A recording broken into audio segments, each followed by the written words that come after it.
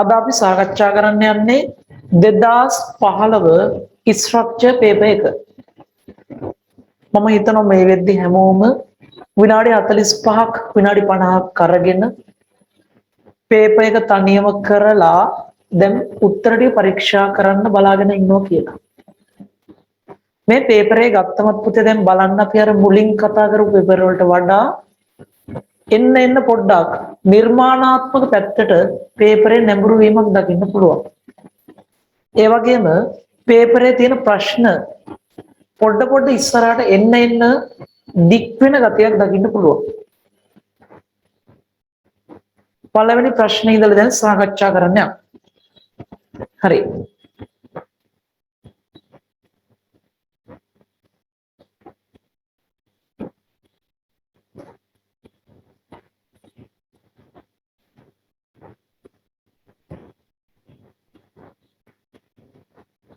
පළවෙනි ප්‍රශ්නේ තියෙන පුතේ මොකක්ද? සරල අවලම්බයක් සම්බන්ධයෙන් හැබැයි පොඩ්ඩක් නිර්මාණාත්මක පැත්තට ගාන යොමු වෙලා තියෙනවා. හරි.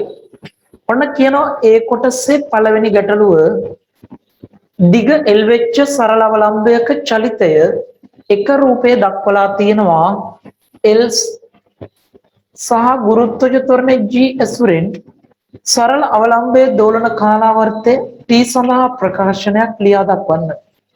මෙන්න L G කියන ගුරුත්වජ ත්වරණය මේ සරල අවලම්බයේ දෝලන කාලාවර්ත සඳහා ප්‍රකාශයක් ලියන්න. හරි. ඔන්න පළවෙනි කොටස. සරල අවලම්බය ගත්තට පස්සේ සරල අවලම්බයක පුතේ දෝලන කාලාවර්තය T සමානයි 2π වතාවක් L බෙදීම G වල වර්ගමූලය ලියා දක්වන්න පුළුවන්. ඔන්න ඔය විදිහට සරල අවලම්බයක දෝලන කාලාවර්තය ලියලා තියෙනවා නම් ඔයගොල්ලන්ට දීලා තියෙන මෙතෙන්ට එක ලකුණක්. මේ පුතේ තව දැනගන්න ඕන දේවල් මොනවද?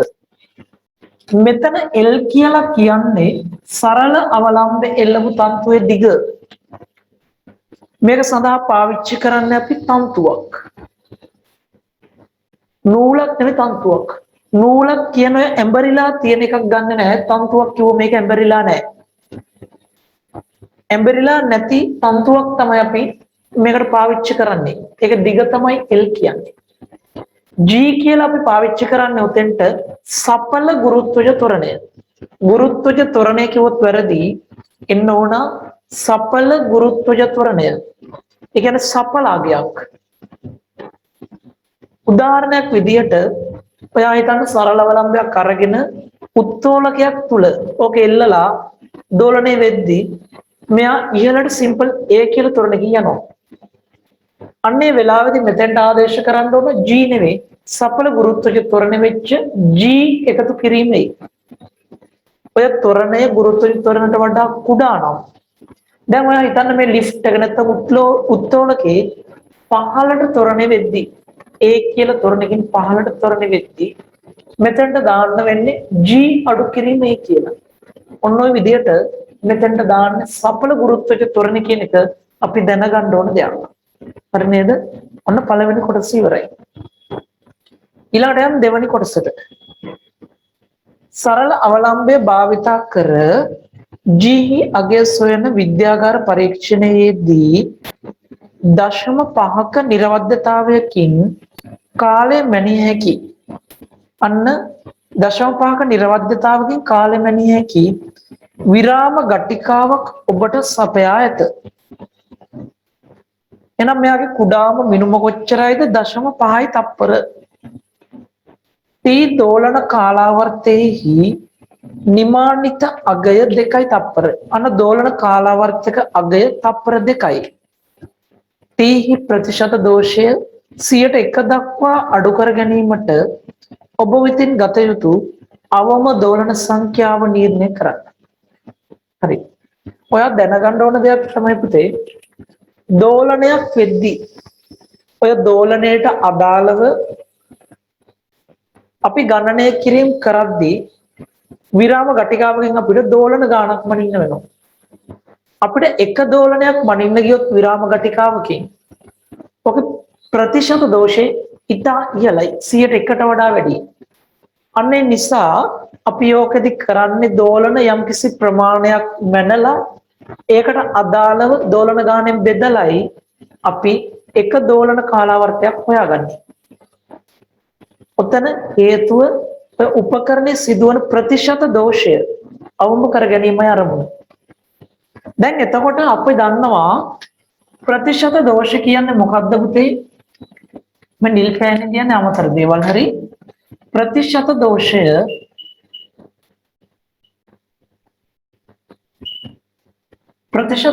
කියලා කියන්නේ උපකරණයේ කුඩාම මිනුම අපි බෙදනවා මිනුමේ නිවැරදි අගේ.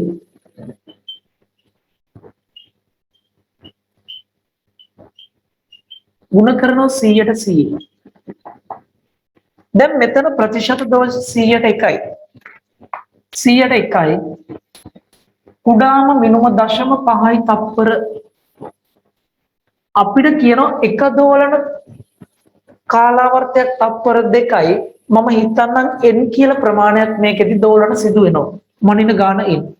ඔන්න නම් අදාළ දෝලන ගණන වෙන්නේ දෙවතාවක් එක්.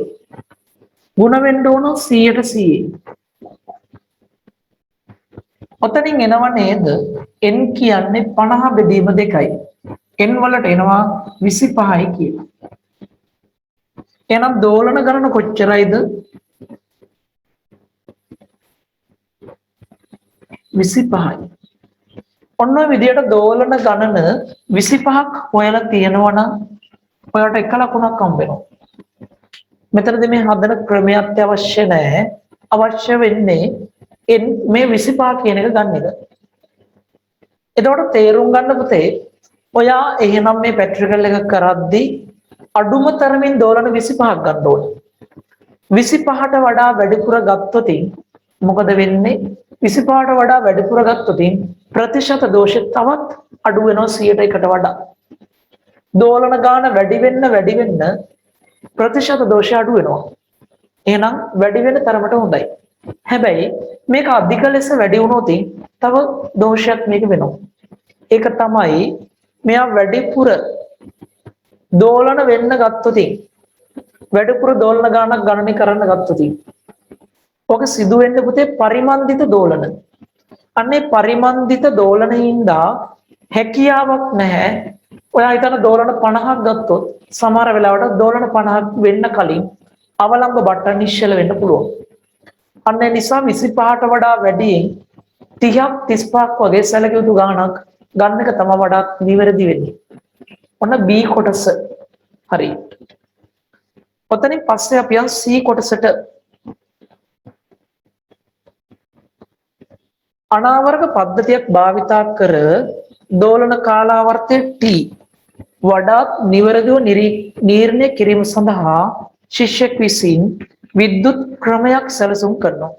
මෙන්න බලන්න කරලා තියෙන දේ මෙන්න මේ වගේ ප්‍රභව දියෝඩයක් දානවා මෙතෙන්ට. ඒ ප්‍රභව දියෝඩයෙන් නිකුත් කරන IR කදම්බයක්. ඒක අනාවරණය කරගන්නවා මෙතනින් අනාවරක දියෝඩයක්. ඔබ සයිඩ් එකෙන් බැලුවම පේන විදිය පුතේ මේ තියෙන්නේ. මෙන්න මෙහෙම මේ කඩිරි වලින් තියෙන විදියට දෝලනය සිදු වෙනවා. මේ අවලම්බ බට්ටා මෙන්න මේ දියෝඩ දෙක කෙලින් වැටුණු ගමන් ඔය IR කිරණ බ්ලොක් වෙනවා. අන්න එතකොට මේකේ අනාවර්ග දියෝඩයට IR කිරණ ගමන් කරන්නේ නැහැ. ඔන්න ඕකෙන් අපිට දෝලන කාලාවර්ත ගාන ගණනය කරගන්න ක්‍රමයක් හදා ගන්න පුළුවන්. ඔක තමයි මේකේ කියලා තියෙන්නේ. මේකෙදි වෙන්නේ ප්‍රභව දියෝඩයේ නියත අයිනෝඩ් තීව්‍රතාවකින් යුත් පටු අදෝරක්ත IR ආලෝක කදම්බයක් නිකුත් කරයි. අනාවරක දියෝඩය මගින් මොකද කරන්නේ? මෙම ආලෝක කදම්බය අනාවරණය කරගනු ලබන අතර කදම්බයේ තීව්‍රතාවයද මනිනු ලබයි. අනාවරක පද්ධතිය සරල අවලම්බයේ බට්ටාගේ පතෙහි තබා ඇත. දෝලනය වන අතරතුර බට්ටා IR කදම්බය හරහා ගමන් කරයි. ඔය දෙක B රූපේ තියෙන එක.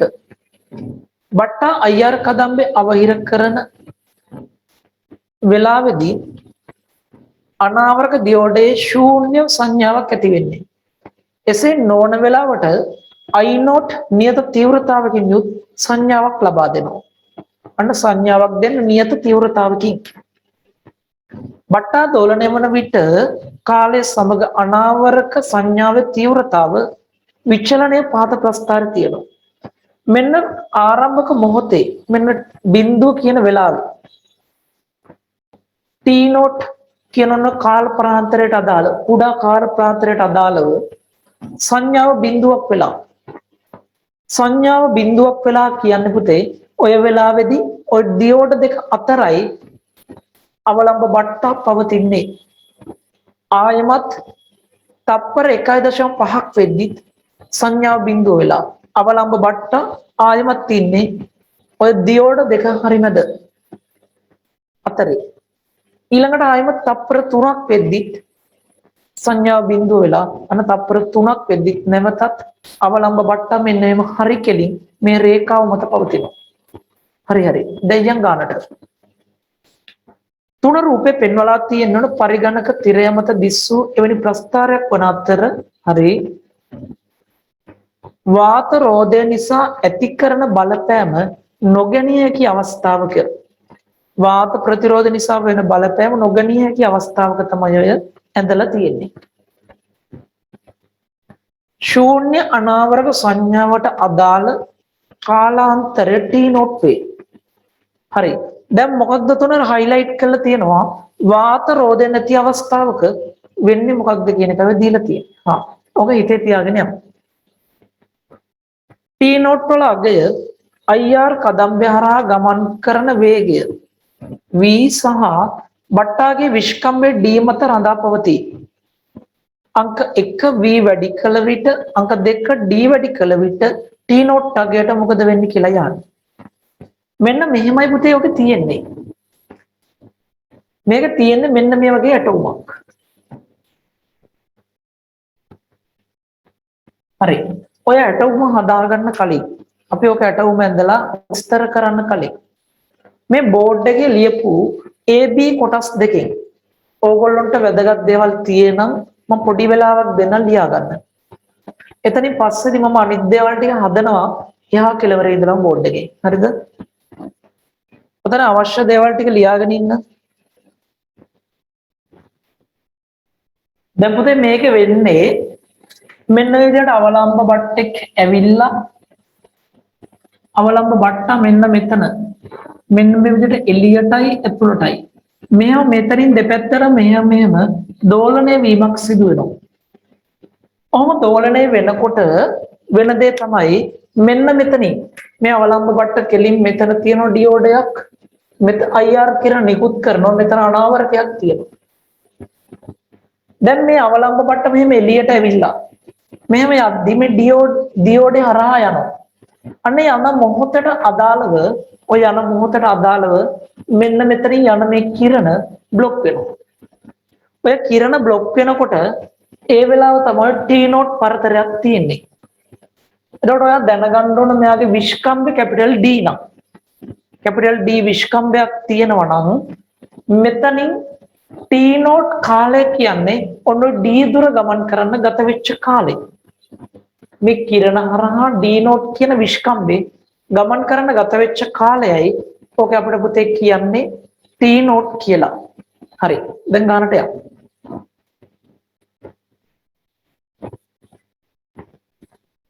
මේක අපිට කියනවා T not වල අගය V වැඩි කරනකොටයි D වැඩි කරන විටයි මොකද වෙන්නේ කියලා.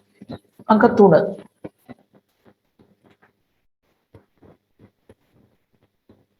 දැන් බලන්න පුතේ මොකද වෙන්නේ ඔකේ C වල 1. දැන් මෙන්න මෙයාගේ මෙතනින් මේක හරහා යන වේගය වැඩි කරෝති. වේගය වැඩි කරෝති මෙතනින් මේක පාස් වෙන්න ගත වෙන කාලය මොකක්ද වෙන්නේ අඩු වෙනවා. එහෙනම් මොකක්ද එකක් තමයි V වැඩි කළ විට මොකක්ද දානවා අපෙන් T not මොකද වෙන්නේ අඩු වෙයි. මේ කිරණ හරහා මේ විස්කම්භයට නැත්නම් මේ ගෝලයට ගමන් කරන ගත වෙන කාලය අඩු වෙනවා. ඒ වගේම D වැඩි කළ විට D වැඩි කළ විට කියන්නේ මේ ගෝලේ විශ්කම්භය වැඩි කළොති. වැඩි කළොති වැඩි විශ්කම්භයක් වැඩි දුරක් එහෙනම් මේ කිරණ හරහා යන්න වෙනවා. අන්නේ වෙලාවේදී නම් T නෝට් සඳහා ගත වන කාලය වැඩි වෙනවා. T නෝට් වැඩි වෙයි. ඔන්න උත්තර දෙක. ඔය උත්තර දෙකෙන් ඕනෑම එකකට එක ලකුණක් දීලා තියෙනවා මාකින් එකකින්. ඕනෑම එකකට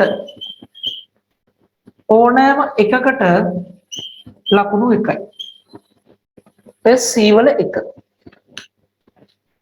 මතක තියාගන්න. එතකොට වෙන දේ මොකක්ද? මේ අවලම්බ බට්ට මෙහෙම අදලා ගත්තා. මෙහෙම දෝලණය වෙනවා. කිරණ හරහා ගමන් කරන වෙලාවේදී ක්ලොක් වෙනවා T නෝට් කාලයක් යනවා. හරි නේද?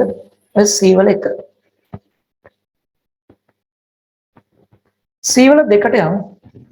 V නිමාණය කිරීම සඳහා D හා T නැත් ඇසුරෙන් ප්‍රකාශයක් ලියන්න. මොකක්ද කරන්න කියන්නේ? නිමාණය කරන්න.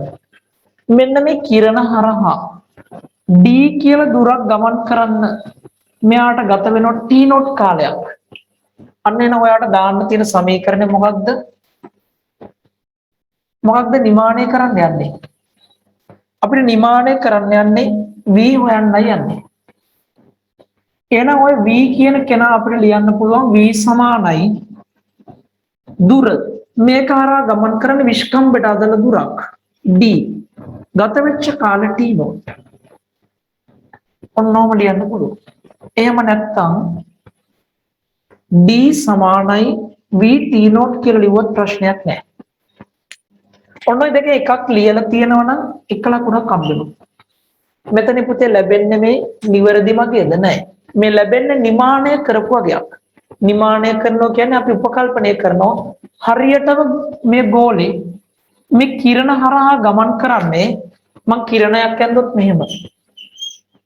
කිරණ සටහන් දෙක මෙහෙම ඇන්දොත් ඔය යන්නේ කිරණක්.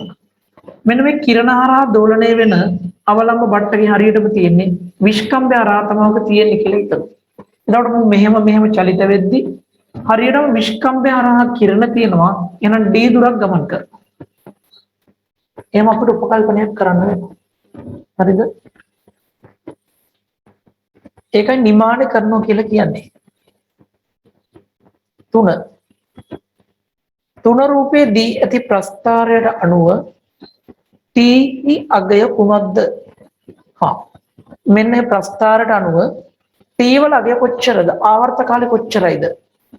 බලන්න පුතේ මේක සංඥා. දැන් ඔන්න මෙතන තියෙද්දි සංඥාව බිඳුවයි.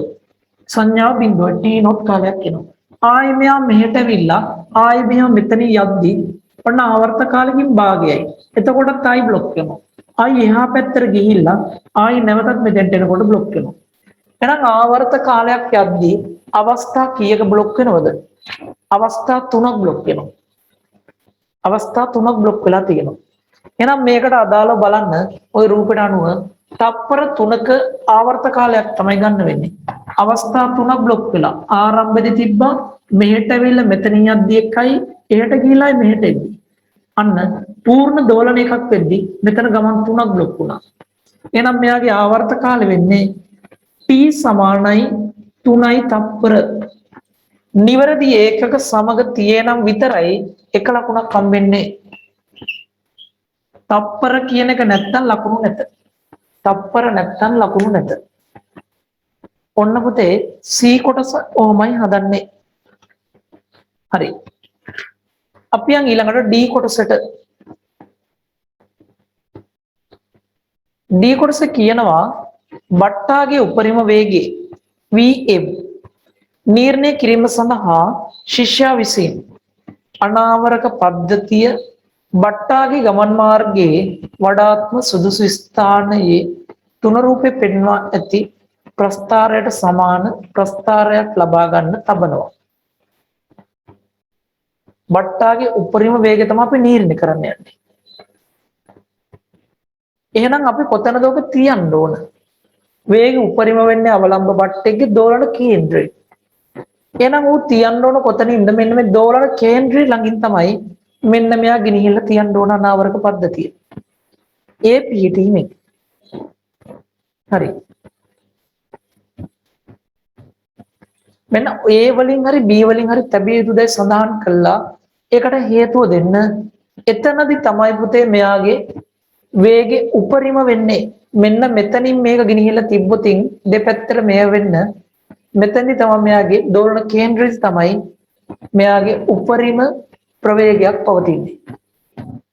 උපරිම වේගයක් පවතින්නේ උතෙන්දී. අන්න ඒ නිසායි ඔතන අපි තියන්න හේතුව. එහෙනම් තියන්න කොතනද D වල 1. අපි තියන්න ඕන කොතනද A වල. හේතුව මොකක්ද? A වල තමයි මොකක්ද වෙන්නේ? උපරිම වේගයක් පවතින්නේ. A හිදී අවලම්බයට උපරිම වේගයක් පවතී.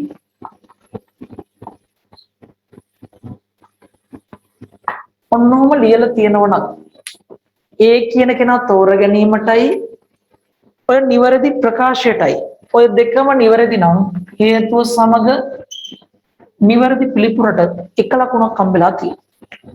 ඔය D වල 1 ඊළඟ D වල 2ට යන්න.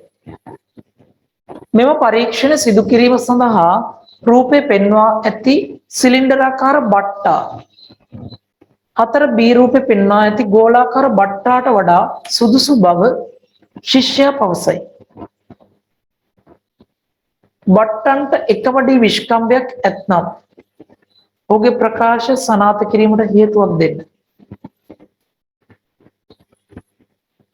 මෙන්න බලන්න හේතු D වල 2. මට අවශ්‍යයි මේ එල්ලලා තියෙන ගෝලාකාර වස්තු අවලම්බ බට්ටේ. ඔය ගෝලාකාර අවලම්බ බට්ටට පුතේ මං හරියට මෙන්න මේ විශ්කම්භය හරහා යන විදියටයි ඔය හිතන්න මෙන්න මේ හරියෙන් කිරණ දාලා තියෙනවා. එතකොට මෙයා මෙහෙම චලිත වෙද්දී ඔයා තේරුම් ගන්න මෙන්න මේ දිශාවට මේක මේ දිශාවට තියෙනවා. මේ විශ්කම්භය නෙවෙයි මේ පැත්තට තියෙන විශ්කම්භයක්. එතකොට පොඩි විශ්කම්භයක් තමයි D කියන ප්‍රමාණය වෙන්නේ නැහැ. අවලම්බ බට්ට චලිත වෙන්නේ මෙහෙම. මෙහෙම චලිත වෙද්දී ඔය වගේ තැනකින් කිරණ තිබුණොත් අපි මෙතෙන්දි ගත්ත D කියන එක වැරදි. D ට වඩා කුඩාවක් මෙන්න මේට සමානයක් මේ පැත්තට පවතී. ඒ දුර තමයි ගෙවාගෙන යන්නේ. එහෙනම් නිවැරදිවම කිරණක් ලබා ගන්න නම් D කියන එක ආදේශ කරන්න පුළුවන් වෙන්නේ ඔන්න ඔය තැනින්. අපිට ආලෝක කිරණ යවා ගන්න පුළුවන් නම් ඔය මට්ටමින් තියෙන්න ඕනේ. එතකොට මේ කරා යනවා කියන කොහොමද අදහස උත්තේ? මේ පැත්තට තියෙන ওই ගෝලාකාර කොටස මෙහෙම චලිත වෙද්දී හරියට මෙන්න මේ දිශාවට ඇතුළට D කියලා විශ්කම්භය හරහා දුරක් චලිත වෙනවා. අන්න එතකොට D කියන දුරට අදාළවම කිරණ යොමු වෙලා තියෙනවා. එහෙම නැතු වුණොත් වැඩේ වැරදි දෝෂ සහිතයි. මොකද මේ D කියන කාලය වර්ධිනවා. හැබැයි ඔයා මේකට ගත්තොත් මෙන්න මේ විදිහට තියෙන සිලින්ඩරාකාර කෙනෙක්. ඔයා මොනතනින් ගත්තත් කිරණයක් යද්දී ශ්‍රීමානව හිතන්න මූ මෙහෙමයි දෝලනය කරන්නේ මෙන්න මේ විදිහට. එතකොට මෙයා මෙහෙම මේ වගේ තැනකට යොමු කරොත් කිරණ ඔයාට තේරෙනවා D විශ්කම්භයට අදාළ දුරක් මෙයාට මෙහෙම ගමන් කරන්න වෙනවා. අන්න එතකොට ඔයාට තේරුම් ගන්න ඕන මෙහෙම භාවිතා කරොත් හරියටම D කියන විශ්කම්භය කෙලින් කිරණ යවා ගන්න අපහසුයි. හැබැයි මෙන්න මේ විදිහට සිලින්ඩරාකාර කෙනෙක් පාවිච්චි කරොත් මොනතැනින් කිරණ ගියත් අනිවාර්යයෙන්ම යාට සිදු වෙනවා D විස්ථාපනය ගමන් කරන්න කිරණට. අන්න ඒකයි මෙතෙන්දි පාවිච්චි කරන්න හේතුව. එහෙනම් ඔය හේතුවට මාකින් එකේ මෙහෙමවට ලකුණු දීලා තියෙනවා. IR කදම්බය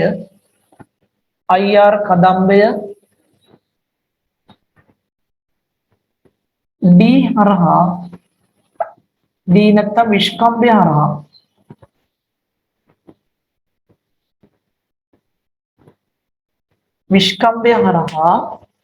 ආලෝක කදම්බය විශ්කම්භය හරහා එකවර පතිත කිරීමට අපහසු වීම. අන්න එතකොට අපිට මේ වගේ එකක් පාවිච්චි කරාම සිලින්ඩර් ආකාර එකක් අනිවාර්යයෙන්ම කිරණ ගමන් කරන්න පුතේ විස්කම්බයක් දුරක් ස්ථාපනයක් වෙන්න වෙනවා. ඔක උදාහරණයක් විදිහට කිව්වොත් මෙන්න මෙහෙ බලන්න. මෙන්න මෙතනින් මෙහෙම කිරණයක් එවනවා නම් දැන් බලන්න මෙතන තියෙන කෙනෙකුට මේක මෙහෙම දෝලනයක් වෙද්දී මේ දුරම විස්කම්බයට අදාළ දුරක් මෙහෙම විස්ථාපනය වෙන්න වෙනවා. හැබැයි මෙතන ගෝලයක් තිබ්බනම් ගෝලේ උඩ හරියට ආවොත් d දුරක් යන්න ඕනේ ගෝලේ පහස් වෙන්න. කිරණ බ්ලොක් වෙලා තියෙන ඊට වඩා අඩු දුරකදී. පහලින් තිබ්බත් එහෙමයි. හැබැයි සිලින්ඩර් ආකාර කොටසක් තිබ්බොත් එහෙම බෑ. ඕකයි තර්කෙ. ත්‍රිමාණව හිතන්න ඕන. ඊළඟට මේක වගේම තව දීලා තියෙන උත්තර සිලින්ඩර් ආකාර බට්ටාගේ ඕනෑම හරස් කඩක් කරහා d නියතයි. අන්න දෙවෙනි එක එහෙම නැත්තම් දීලා තියෙනවා සිලින්ඩර් ආකාර බට්ටාගේ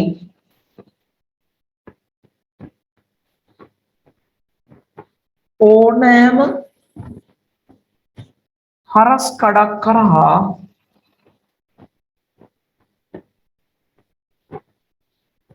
d නියතයි. ඔන්න ඒ වගේ හේතුවක්. ඔය අදහස කියවන හේතුවක් දීලා තියෙනවා නම් ඔයාලට ලකුණක් වෙන් වෙනවා මේක සඳහා. මේක සඳහා එක ලකුණක් වෙන් වෙනවා. ඔය පුතේ D වල දෙවෙනි කොටස. ඊළඟට D වල තුන්වෙනි කොටස. ඉහත සඳහන් ප්‍රස්ථාරය සහ C දෙකෙහි ප්‍රකාශනය භාවිතා කර. C දෙකේ ප්‍රකාශනය කියන්නේ V සමානයි D බෙදීම T නෝට්. Vm කියන මොකක්ද? උපරිම ප්‍රවේගය. ගණනය කිරීමට ශිෂ්‍යයා තීරණය කළාය. ඔහුට මෙම ක්‍රමය මගින් Vm නිශ්චිත අගය ලබාගත හැකිද? පිළිතුර පැහැදිලි කරන්න. මෙතෙන්දි කරත් අපි නිමානය කිරීමක්. එහෙනම් නිශ්චිතම අගය ගන්න පුළුවන්ද? ගන්න බෑ. නිශ්චිතම අගය ගන්න පුළුවන්ද? නිශ්චිතම අගය ගන්න පුළුවන්ද? ගන්න බෑ. හේතුව මොකක්ද? මෙතන පහළම ලක්ෂණي හොයන්නේ මොකක්ද? Vm කියන්නේ උපරිම වේගයක් ක්ෂණික වේගයක්. මෙතන අපිට ලැබෙන්නේ සාමාන්‍ය වේගයක් එහෙම නැත්නම් මධ්‍යම වේගයක් තමයි මෙතනින් ලැබෙන්නේ. අන්න ඒකයි හේතුව. එහෙනම් අපි තුන්වෙනි එකට නිශ්චිතව Vm ගන්න පුළුවන්ද නොහැක? නොහැක.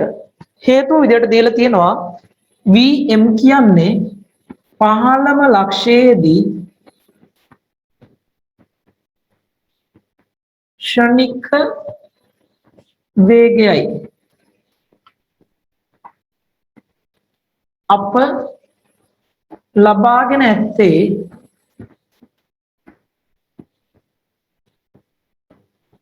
සාමාන්‍ය වේගයයි. සාමාන්‍ය වේගයයි.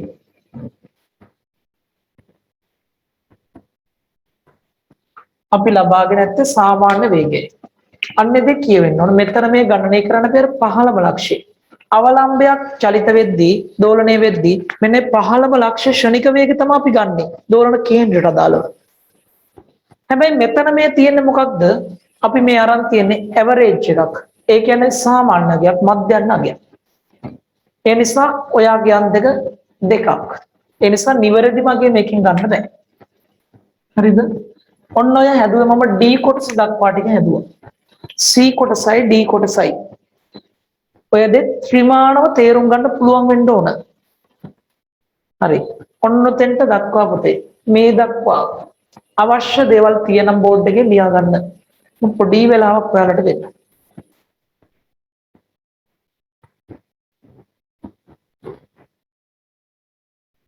ඊළඟ කොටස කියනවා E කොටස වාත රෝධය නිසා ඇතිවන බලය සැලකිය යුතු තරම් වූ අවස්ථාවක ශිෂ්‍යයා ලබාගත් උපරිම වේගය Vm දෝලනයට සැලකිය යුතු ලෙස අඩු වී අවසානයේ බට්ටා නිශ්චල වන බව නිරීක්ෂණය කරා. එහෙනම් වෙන්නේ මොකක්ද? පරිමන්දිත දෝලනයක්. දෝලනය වෙනකොට මොකද වෙන්නේ? Vm අගය අඩු වෙවි ගිහිල්ලා නිශ්චලතාවයටපත් වෙනවා. මෙවැනි අවස්ථාවක් සඳහා බලාපොරොත්තු වන T හා I අතර ප්‍රස්ථාරය පහත රූපේ T කාලයක් සඳහා සම්පූර්ණ කරන්න. අන්න වැදගත් දෙයක් T කාලයක් ආවර්ත කාලයක් සඳහා. දැන් ඔක හදද්දි මෙන්න මෙතන කියපු දත්තයක් මට වැදගත් වෙනවා. මෙන්න මෙතන මේ දීලා තියෙන මොකක් කියලාද කියන්නේ රූපේ පෙන්වා ඇත්තේ පරිගණක තිරය මත දිස්වූ එවැනි ප්‍රස්ථාරයක් වන අතර වාත රෝධය නිසා ඇති කරන බලපෑම නොසලකා හරින්න කියනවා මේකෙදි. තීව්‍රතාව වෙනස් වෙලා නැහැ. බලන්න වාත ප්‍රතිරෝධයක් නැත්නම් මේ දීපු රූපේ මොකක්ද වෙලා තියෙන්නේ පුතේ? දීපු රූපේ වෙලා තියෙන්නේ T නෝට් කාල සමානයි. හැබැයි ඔයා දන්නව දැන් වාත රෝධයක් ආවති. වාත රෝධයක් ආවති මොකක් වේවිද? මෙන්න මේ ලක්ෂ්‍ය හරහා යනකොට මෙයාගේ දැන් ප්‍රවේගය එන්න අඩු වෙනවා. මෙයාගේ වේගය එන්න අඩු වෙනවා කියන්නේ කාලයත් එක්ක මෙන්න මෙතනින් මේක පව් කරන්න යන ගත වෙන කාලෙ වැඩි වෙනවා. ඒ කියන්නේ T නෝට් අගේ කාලයත් එක්ක වැඩි වෙන්න ඕන. එහෙනම් මෙන්න ප්‍රස්ථාරය මෙන්න කාලය මෙන්න I E වල එක මෙන්න I නෝට් අපිට දීලා තියෙන ඔන්නෝම T සමානයි බිංදුව කියලා මෙතෙන්දි ගන්න. ඔන්න බිංදුවේදී මොකද වෙන්නේ මේකෙදි බිංදුවට අදාළව ඔන්න T නෝට් කියලා තියෙනවා යම් කිසි කාලයක් සංඥාව නැතුව. ඔය T නෝට් කියන කාලෙ පුතේ ආරම්භයේදී ඔය වගේ අගයක් තියෙනවා නම් දැන් ඔන්න ඔතනින් පස්සේ මේ අවලම්බ මෙහෙට ඇවිල්ලා මෙතෙන්ට යද්දි වේගය ටිකක් අඩු වෙලා නැවතත් T නෝට් කාලයක් එද්දී මුල් අගයට වඩා T නෝට් වල පරතරය වැඩි. දෙවැනි අවස්ථාවේදී වේගය අඩු වෙච්ච නිසා T නෝට් කියන පරතරය වැඩි වෙනවා. ඒ කියන්නේ මෙයාට මෙන්න මේ කිරණ පව කරන ගත වෙන කාලය වැඩි. ආයිමත් එහාට ගිහිල්ලා මෙතෙන්ට එනකොට ආයිමත් කාලය වැඩි වෙන්න ඕන. දෙවෙනි අවස්ථාවට වඩා වැඩි කාලයක් තුන්වෙනි අවස්ථාවේ යනවා. ඔන්න මෙතෙන්ට එනකොට ආවර්ත කාලයක් සිදු වෙලා. ආවර්ත කාලයක් සඳහා තමයි අපෙන් අහන්නේ. මේ දුර T නෝට්. බලන්න T නෝට් කියන කෙනා කාලයත් එක්ක මොකද්ද වෙලා තියෙන්නේ වැඩි වෙලා. මේ ප්‍රස්ථාරයට ලකුණු දීලා තියෙන්නේ තීව්‍රතාව නියතයි. උඩ ප්‍රස්ථාරෙමයි. උඩ එකේ වාත ප්‍රතිරෝධයක් නැති නිසා උපරිම වේගය වෙනස් නොවුන නිසා මේ T නෝට් පරතර සමාන වුණා. හැබැයි දැන් වාත ප්‍රතිරෝධ තියෙනවා මේ T නෝට් පරතර මොකද වෙන්නේ? එන්න වැඩි වෙන්න ඕන. මොකද හේතුව මේ විස්කම්බේ පහු කරන්න මේ කිරණයට විස්කම්බේ පහු කරන්න ගතවන කාලේ ඉස්සෙල්ලට වඩා දැන් වැඩි අගයක් විය යුතුයි. මෙන්න මෙහෙම වැඩි පරතර සහිතව කාලය පරතර වැඩි වෙන්න ඕන. මෙන්න මෙතෙන්ට එද්දි සම්පූර්ණ ආවර්ත කාලයක් වෙලා තියෙන්න ඕන. ඔන්න ඔය දෙකම තියෙනවා නම් ඔයාට එක ලකුණක් උදෙන්ට හම්බ වෙනවා. ඔය දෙකම තියෙනවා නම් එක ලකුණක් හම්බ වෙනවා. හරි. වාත ප්‍රතිරෝධෙත් එක්ක ඔන්න වෙච්ච දේ. ඊළඟට අංක 2 එකේ T සමානයි බිඳුවේදී T සමාන T වලදී උපරිම වේගයන් දීලා තියෙන 0.4 0.4 වාත රෝධය නිසා ඔන්න ඔය කාලේ පුරාවදී වෙන ශක්ති හානිය නිමානය කරන්න බටාගේ ස්කන්ධ ග්‍රෑම් 100යි චාලක ශක්ති හානියක් වෙලා. එන ශක්ති හානිය නිමානය කරන්න කිව්වම ශක්ති හානිය වෙන්නේ පුතේ භාගයයි m කියන්නේ 0.1 කිලෝග්‍රෑම් වලින් ප්‍රවේග වෙනස. අවසාන ප්‍රවේගයෙන් ආරම්භක ප්‍රවේගය අඩු වෙන්න ඕන. ශක්ති හානියක් නිසා මම පළවෙනි එකෙන් දෙවෙනි එක අඩු කරනවා. භාගයයි mv වර්ග. ඔහොම ලියන්න පුළුවන්. 0.44 වර්ගයෙන් 0.42 වර්ගයේ අඩු වෙන්න ඕන. සුළු කරමු භාග්‍ය වතාවක් 0.1යි මේ දෙකේ එකතුව 0.86 අන්තරය කියන්නේ 0.02යි.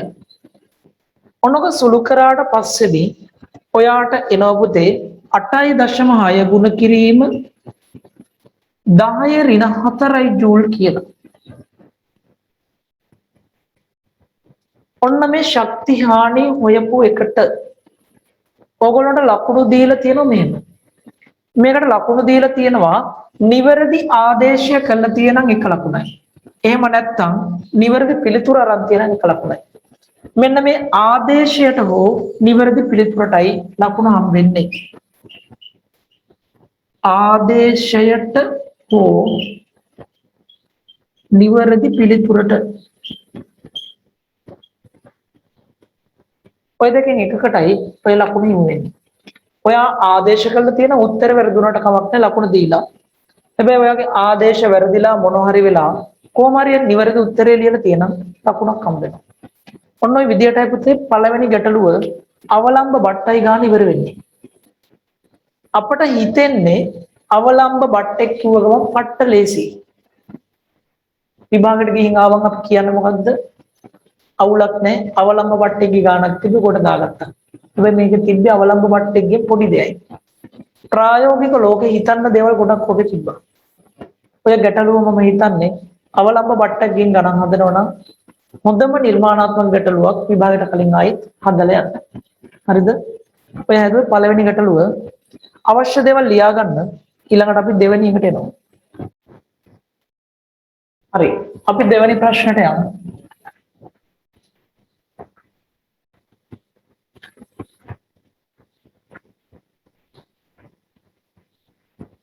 දෙවෙනි ප්‍රශ්න තියෙන්නේ ඔන්න ඔය වගේ හැඩයකට අඳගන්නකෝ. ඔකට අපි කියනවා නියත පරිමාවායු උෂ්ණත්වමානයක්. මේ වෙද්දි සිලබස් එකේ පැට්‍රියල් එක අයින් කරලා තියෙනවා. ඕගොල්ලෝ ඒක දන්නවා ඇති. අලුත් සිලබස් එකේ වයින් කරලා තියෙනවා. හැබැයි මම මේ පැට්‍රිකල් එක මේ වෙලාව ඔයගොල්ලන්ට කියලා දෙන්නම්. වෙන දෙයක් කියලා දෙන්නම්. මෙන්න මෙතන මේ තියෙන පුතේ මෙහෙම දෙයක්. මේකට අපි කියනවා නියත පරිමාවායු උෂ්ණත්වමානයක්. මෙන්න මේ විදියට බීකරයක් නැත්නම් ගැඹුරු භාජනයක් අරගෙන ඒක තියාගන්නවා අපි තෙපාවක් උඩින්. තියලා මේක බන්සන් 1000ක් යටට සම්බන්ධ කරගන්න. මෙන්න මේ වගේ විශාල ගෝලාකාර කොටසක් පවතිනවා මේකට. ඒකත් එක්ක සම්බන්ධයි මෙන්න මෙතනින් ඔය විදියට තියුණු ඝනකමක් බිත්ති සහිත කේශික නලයක්. කේශික නලයක් තමයි මෙතන සම්බන්ධ වෙලා තියෙන්නේ. ඔය විදිහට බිත්ති වල ඝනකම ඉතා විශාලයි. ඕකේ ඝනකමට ඇඳලා තියෙනවා. ඔය විදිහට ඔතෙන්ට දා ගන්නවා කේශික නලයක් සම්බන්ධයි. ඊළඟ මෙන්න මෙතන මේ තියෙන පුතේ දර්ශකයක්. මෙන්න මේ තියෙන දර්ශකයක්. ඊළඟ මෙන්න මෙතන තියෙනවා මේකත් වීදුරු මෙතන රබර් නලයක් ගහලා මේ පැත්තේ රබර් කූරක් තියෙනවා. මෙතන රසදිය මැනෝමීටරයක් තියෙනවා. ඕකේ කරන්නේ මොකක්ද? අපි බලන්න යන්නේ මොකක්ද? නියත පරිමා වායු. පරිමාව නියත කළ වායුවේ හැම වෙලේම පරිමාව නියත කළා ඔය පීඩනයත් එක්ක උෂ්ණත්වය කොහොමද විචලනය වෙන්නේ කියන එකයි අධ්‍යයනය කිරීමක් කරන්න මේකදී. එතෙන්ද පුතේ මේකදී අපි කරන්නේ මිනුම් ගන්නවා මිනුම් දෙකක්. මිනුම් ගන්නවා මිනුම් දෙකක්.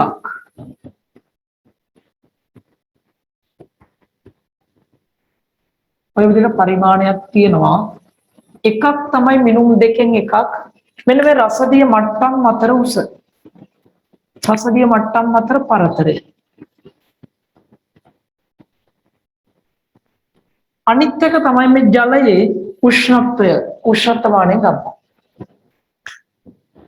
අපි කරන්නේ මෙන්න මේක රත් කරන බන්සන් 10ක් පාවිච්චි කළා. රත් කරද්දී නියත උෂ්ණත්වයක මේ ජලය තියාගන්න. ඒ තියාගෙන එම ජලයේ උෂ්ණත්වෙම මේක ඇතුළේ තියෙන වාතයට ලැබෙන කාලෙ ඉඩ හැරලා ඊට පස්සේ මෙන්න මේ කෙලවර ඉහළ පහළ ගෙනිහිල්ලා මට පුළුවන් මෙන්න මෙතන දර්ශකයක් එක්ක රසදිය ප්‍රතිස්පර්ශ වෙන්න හදාගන්න. අන්න එම හදාගත්තට පස්සේදී එම මොහොතේ මෙන්න මේ රසදිය මට්ටම් අතර උස මෙන ගන්නවා. විවිධ උෂ්ණත්වයන්ට අදාළව මේ උස මෙන ගන්නවා. මෙතනින් එනවා උස කියන්නේ රසදිය සෙන්ටිමීටර් වලින් පීඩනයක්. මෙතනින් මැනගත්ත මේ ජලයේ උෂ්ණත්වය කියන්නේ දැන් වාතයේ උෂ්ණත්වය වෙලා. අන්න උෂ්ණත්වයට ඉදිරිව වාතයේ පීඩනය ප්‍රස්ථාරගත කරනවා. ප්‍රස්ථාරගත කරලා ඔයාට පීඩන නියමය ඔප්පු කරන්න පුළුවන්. ඒකත් මෙතෙන්දි කරගන්න පුළුවන්. එතකොට මේක පුතේ මේ රසදිය මේකෙදි මේ කේශික නලයක් පාවිච්චි කරන්න හේතුව තමයි ඔයා හිතන්න මේකට විශාල නලයක් ගත්තොත් රත් වෙන වාත ප්‍රමාණයට වඩා වැඩිපුර තියෙන නලයේ ඒ නලය තියෙනව රත් වෙන්නේ නැහැ. අන්න ඒ නිසා මෙන්න මේ රත් වෙන වාතේ සම්පූර්ණ වාතය රත් වෙනවා කියලා උපකල්පනයක් කරන්න නම් මේ හිර වෙලා තියෙන බටේ හිර වෙච්ච වාත ප්‍රමාණය ඉතා කුඩා වෙන්න ඕනේ. අන්න ඒ නිසා අපි පාවිච්චි කරන මේක විශාල ලොකු බල්බයක් සයිඩ් කොටසක්. මේකට පාවිච්චි කරන්නේ ඉතා සියුම් ඉතා කුඩා කේශික නලයක්. ඒකට ඒක හිර වෙච්ච වාත ප්‍රමාණය ඉතා අඩුයි. මේක තියෙන වාතයත් එක්ක බැලුවොත්. ඔච්චරයි පුතේ පැට්‍රිකල් එක. මම හිතන්නේ ඕගොල්ලන්ට ඕක අලුතින් ඇහුවොත් දැන් ලියා ගන්න පුළුවන් වෙයි. අපි පන්තියේ සාකච්ඡා කරේ නෑ ඕක. හරි බලන්න මොනවද අහන්නේ?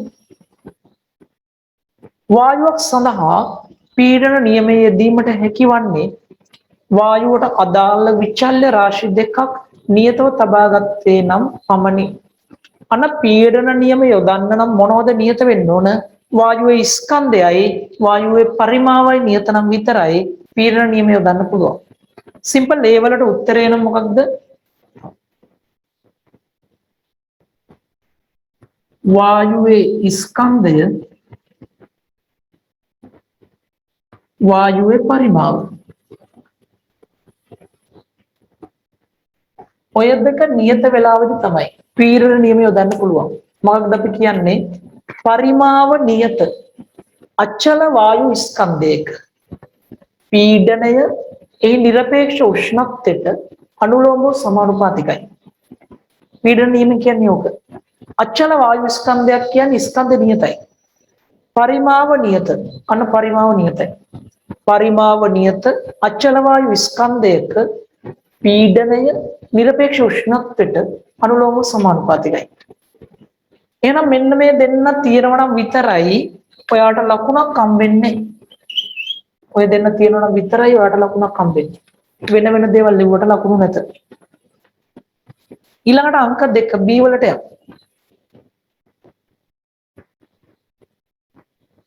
XY කේශික නලය භාවිත කිරීමට හේතුව කුමක්ද? XY වලට කේශික නලයක්. අන්න අපිට කියන්න පුළුවන් අදාළ උෂ්ණත්වයට තියෙන වාත සියල්ලම පත් වීම උපකල්පනය කරන්න. මේක දීලා තියෙනවා බල්බයට පිටතින් ඇති වාත පරිමාව අවම කිරීමට. මෙන්න මාගින් එකේ තියෙනවා මේ බල්බයේ පිටතින් නැති වාත පරිමාව අවම කිරීමට. එකක් බල්බයට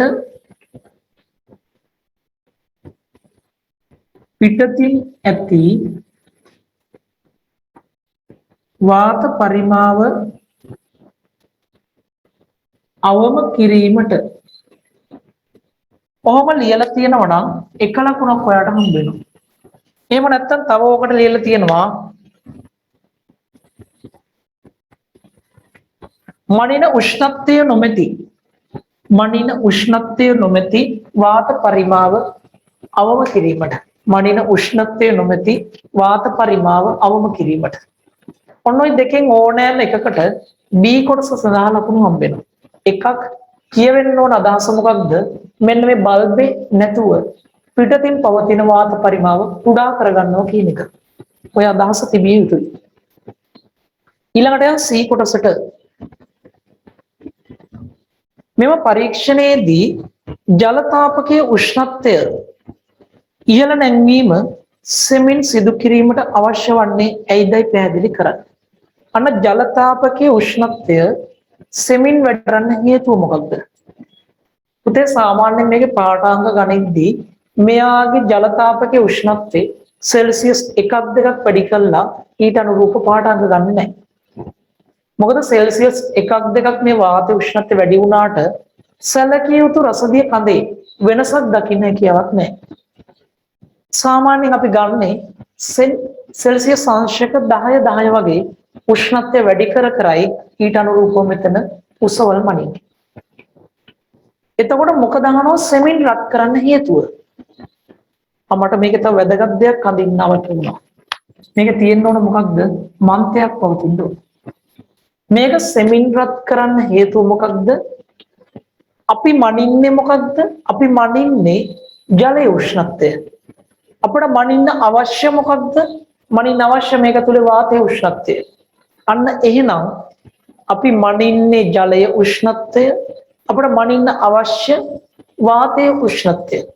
එහෙනම් ජලයේ උෂ්ණත්වය වාතයට ලබා දීමට අවශ්‍ය කාලය ඉඩ හරින්නයි හිමින් තාලය රත් කරන්නේ.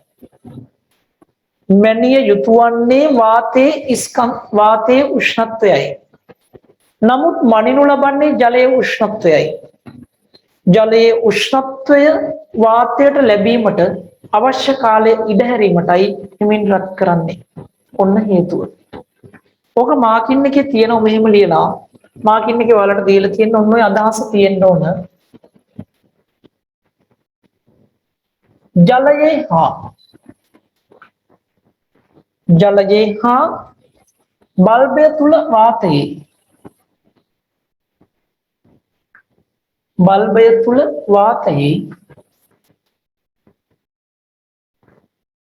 උෂ්ණත්වය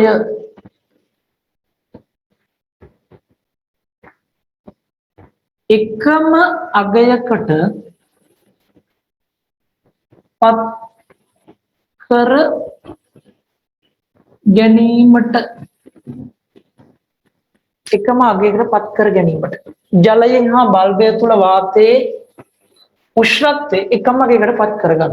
මොකද හේතුව අපිට මනින්න අවශ්‍ය වාතයේ උෂ්ණත්වය. අපේ මනින්නේ අපි ජලයේ උෂ්ණත්වය. ඒ නිසා පුතේ අවශ්‍ය කාලය ඉඳ හරින්න ඕන. ඔක ප්‍රධානතම හේතුව වාතය කියන්නේ තාපය කුසන්නායකයක්. අනේ කුසන්නායකයක් වෙච්ච නිසායි බොහෝ වෙලාවක් මේකට අපිට ලබා දෙන්න වෙන්නේ. ඔන්න ඔය අදහස ලියලා තියෙනවා නම් ඔයාට ලකුණක් හම්බ වෙනවා. ඔය අදහස ලියලා තියෙන ලකුණක් හම්බ වෙනවා. ඊළඟට යම් D කොටස.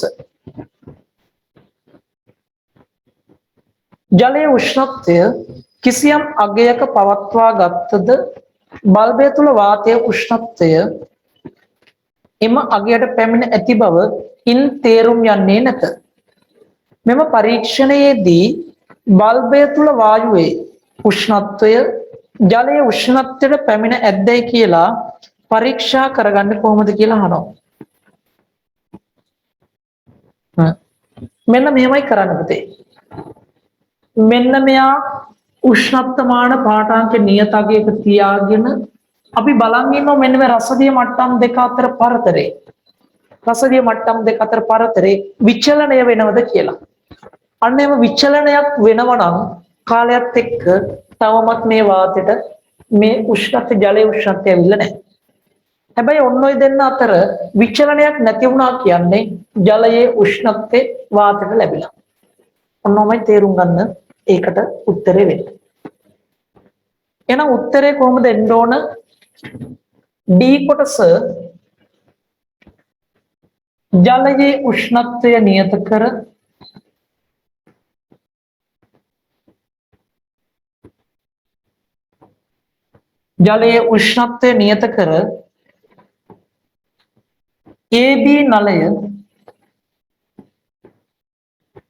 AB නලය වෙනස් නොවන AB නලයේ වෙනස් නොවන රසදිය පටක්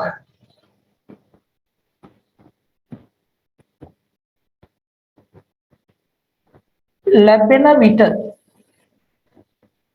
රසදිය පටක් ලැබෙන විට AB නලයේ වෙනස් නොවන රසදිය පටක් ලැබෙන විට AB නලයේ වෙනස් නොවන රසදිය පටක් ලැබෙන විට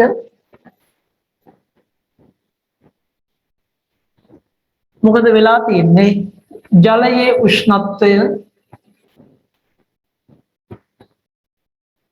වාතයට ලැබී ඇත. අන්න එහෙම අපිට ඕක නිරීක්ෂණය කරගන්න පුළුවන්. ඔන්න ඔය අදහස ලියවිලා තියෙනවා නම් එක ලකුණක් ඔයාට හම්බ වෙනවා. හැබැයි එතෙන්දී ඔය වගකීමෙන් කරන්න ඕන දෙයක් තියෙනවා. මෙයා හොල්ලන්න නැතුව තියෙන්න ඕන. එතකොට ඔයාලට පේනවා මෙන්න මෙයා මෙහෙම ඉහළ පහළ යනවා නම් වාතය තාම අදාළ උෂ්ණත්වයට ඇවිල්ලා නැහැ. මෙයා ඉහළ පහළ යන්නේ නැතුව නිශ්චලයි නම් ඔන්න ඔයා දන්නවා එහෙනම් වාතයට අදාළ උෂ්ණත්වය ඇවිල්ලා. ඔය D කොටස. ඊළඟට E කොටසට යමු. මෙම පරීක්ෂණයේදී ජලයේ උෂ්ණත්වය මැනීමට පෙර එම උෂ්ණත්වය උචිත අගයක පවත්වා ගැනීම සඳහා භාවිතා කරන පරීක්ෂණාත්මක ක්‍රියාපිළිවෙතෙහි ප්‍රධාන පියවර දෙක ලියන්න. ජලයේ උෂ්ණත්වය මැනීමට පෙර මොකක්ද කරන්නේ? අපි කරන්න ඕන මේක නොනවත්වා හොඳින් මන්ථනය කරන්න ඕන. ඊ කොටස. එකක් තමයි අපි කරන්න ඕන නොනවත්වා හොඳින් මන්ථනය කිරීම. ජලය නොනවත්වා හොඳින් මන්ථනය.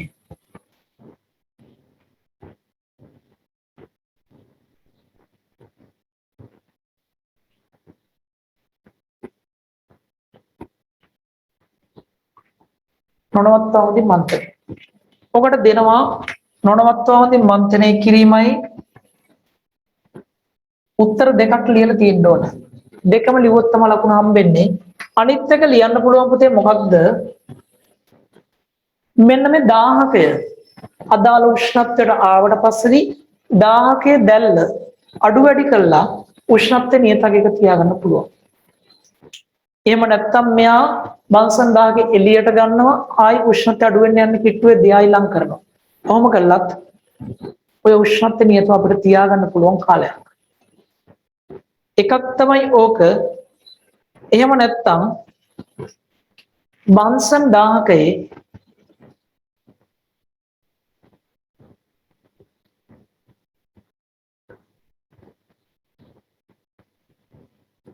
දැල්ල අඩු වැඩි කර බන්සන් 1000කේ දැල්ල අඩු වැඩි කර උෂ්ණත්වය නියතව තියාගන්නවා. උෂ්ණත්වය නියතව පවත්වා ගැනීම.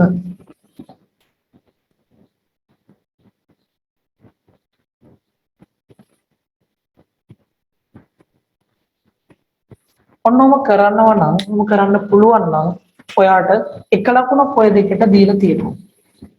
අපිට කරන්න මොකක්ද පුළුවන්? එකක් තමයි මන්ත නොනවත්ව හොඳින් මන්ත කරනවා. අනිත් එක ඔය බන්සන් 1000කේ දැල්ල අඩු වැඩි කරලා නැත්නම් එහාට මෙහාට ගෙනිහිල්ලා අපිට පුළුවන් උෂ්ණත්වය උචිත අගයක නියතව තියාගන්න. F කොටසට යමු. වායුවේ පීඩනය ලබා ගැනීම සඳහා අදාළ පාඨාංක ලබා ගැනීමට පෙර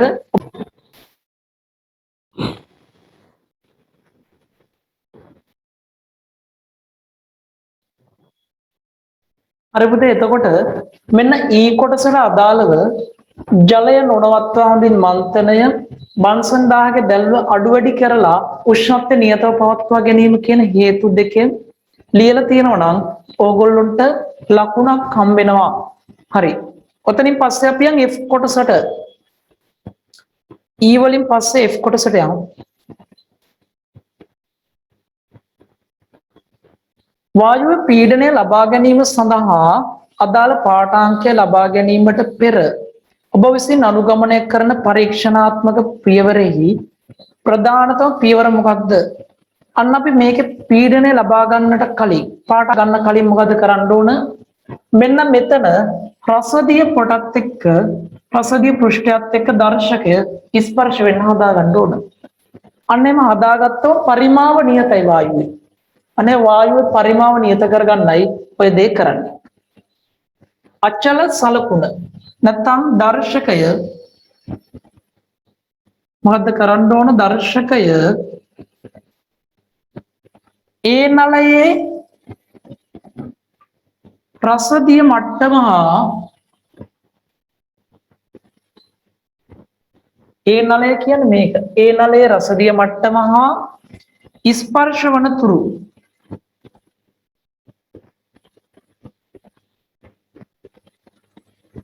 B කෙලවර මොකද්ද කරන්න ඕන? ඉහළ පහළ ගෙනියන්න ඕන. B කෙලවර සීරු මාරු කිරීම කිව්වත් කමක් නැහැ. B කෙලවර සීරු මාරුව. එහෙනම් මතක තියාගන්න A කෙලවර ඉහළ පහළ ගෙනියන්නේ A කෙලවරේ තියෙන මෙතන රසදිය පටත් එක්ක ස්පර්ශ වෙනකම් දර්ශකය B කෙලවල ඉහළ පහළ ගෙනියන්න ඕන. ඔන්න විදියටයි පුතේ අපි පරිමාව මේකේ නියත කරගන්නේ. මෙතෙන්ට රසදිය පට ආව කියන්නේ මේක හිර වෙච්ච වායු පරිමාව හැම වෙලාවෙම නියතයි. ඔන්නෝමයි F කොටසට උත්තරේ ඉන්නේ. අවශ්‍ය දේවල් ටික පුතේ ඔතනින් ලියා ගන්න. ඔතනින් පස්සේදී මම ඊළඟ කොටසට යනවා.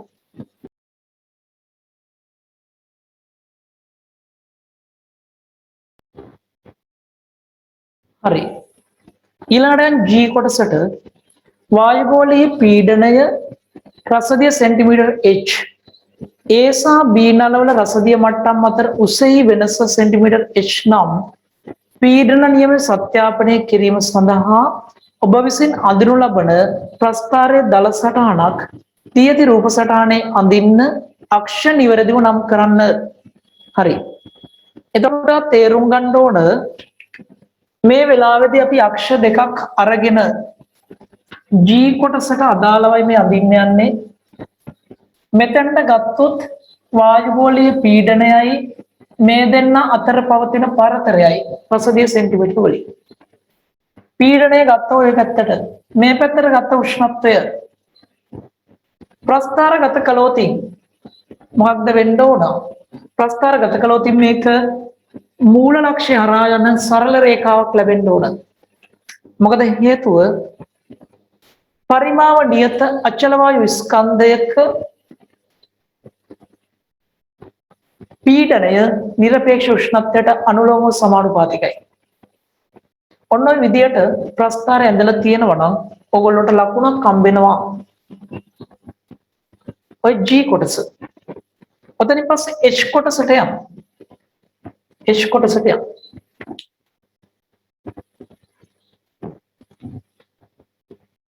H කොටස දීලා තියෙනවා කෙල්වින් 400 දී පරිපූර්ණ වායුවක පීඩනය පරිමාවත් එක්ක විචලනය වන ආකාරය. කෙල්වින් 400 දී පරිමාවත් එක්ක පීඩනය විචලන වන ආකාරයක් දීලා තියෙනවා. උෂ්ණත්වය 600 කෙල්වින් දී වායුවේ පරිමාව ඔන්න දීලා තියෙනවා 20 ගුණ කිරීම 10 ඝන මීටර් හා 60 ගුණ කිරීම 10 ඍණ 3යි ඝන මීටර් පරිමාවට අනුරූප P1 හා P2 පීඩන ගණනය කරන්න. ඔන්න ප්‍රස්ථාරයෙන් අපි ගන්න වෙනවා එහෙනම් කෙල්වින් 400 දී P1 වලටයි P2 වලටයි අගයන්. බලන්න 20 ගුණ කිරීම 10 ඍණ 3ට අදාළව පීඩනය වෙන්නේ 6 ගුණ කිරීම 10 3යි පැස්කල්. 6 ගුණ කිරීම 10 3යි පැස්කල්. P2 වලට එන්නේ කොච්චරයිද? 60 දී P2 වලට එනවා පුතා මෙතන 20 40 60 දී එනවා 2. ඔය 2 ගුණ කිරීම 10 3යි පැස්කල් කියලා එනවා. 2 ගුණ කිරීම 10 3යි පැස්කල් කියලා ඔය ප්‍රස්ථාරයෙන් මම ගත්තා. හැබැයි මට අවශ්‍ය වෙන්නේ කෙල්වින් 600 දී. ඔන්න පීඩන නියම දාන්න පුළුවන්. P1 බෙදීම T1 සමානයි P2 බෙදීම T2.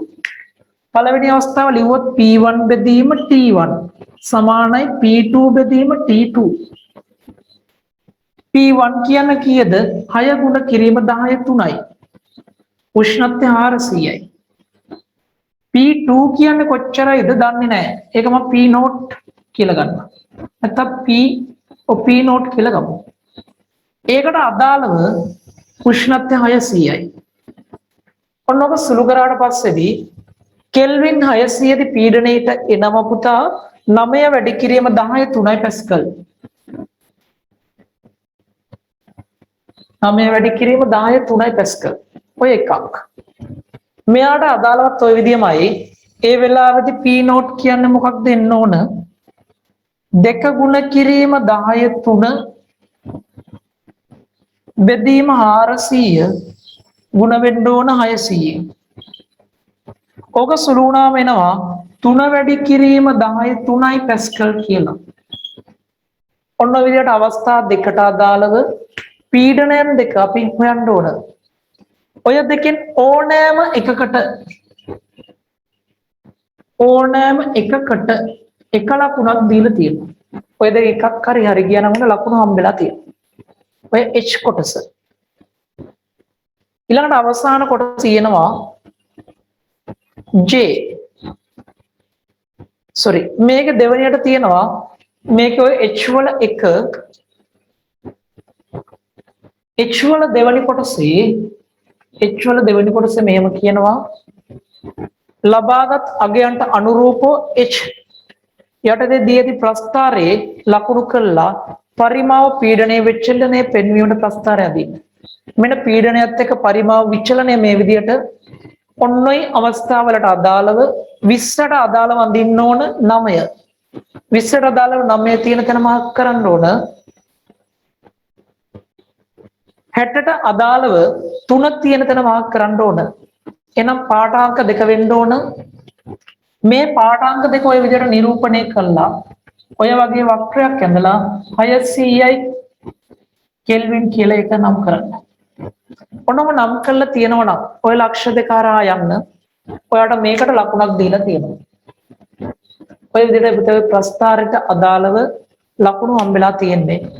ඔය අපි කතා කරේ පීඩන නියමයේ සත්‍යාපනය. එහෙම නැත්නම් නියත පරිමාවායු උෂ්ණත්වමානය ගැන. ඔය දේවල් ටික අපි දැනගත යුතුයි. හරි. අවශ්‍ය දේවල් ටික ලියා ගන්න මම පොඩි වෙලාවක් ඕගොල්ලන්ට දෙන්නම්.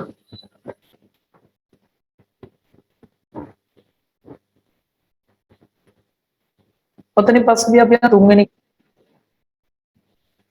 තුන්වෙනි ගැටලුව තියෙන්නේ සමපාත ක්‍රමයේ භාවිතයෙන් උත්තල කාශ්‍යක නාභිය දුර පරීක්ෂණාත්මකව නිර්ණය කිරීමට නියමිතව ඇත.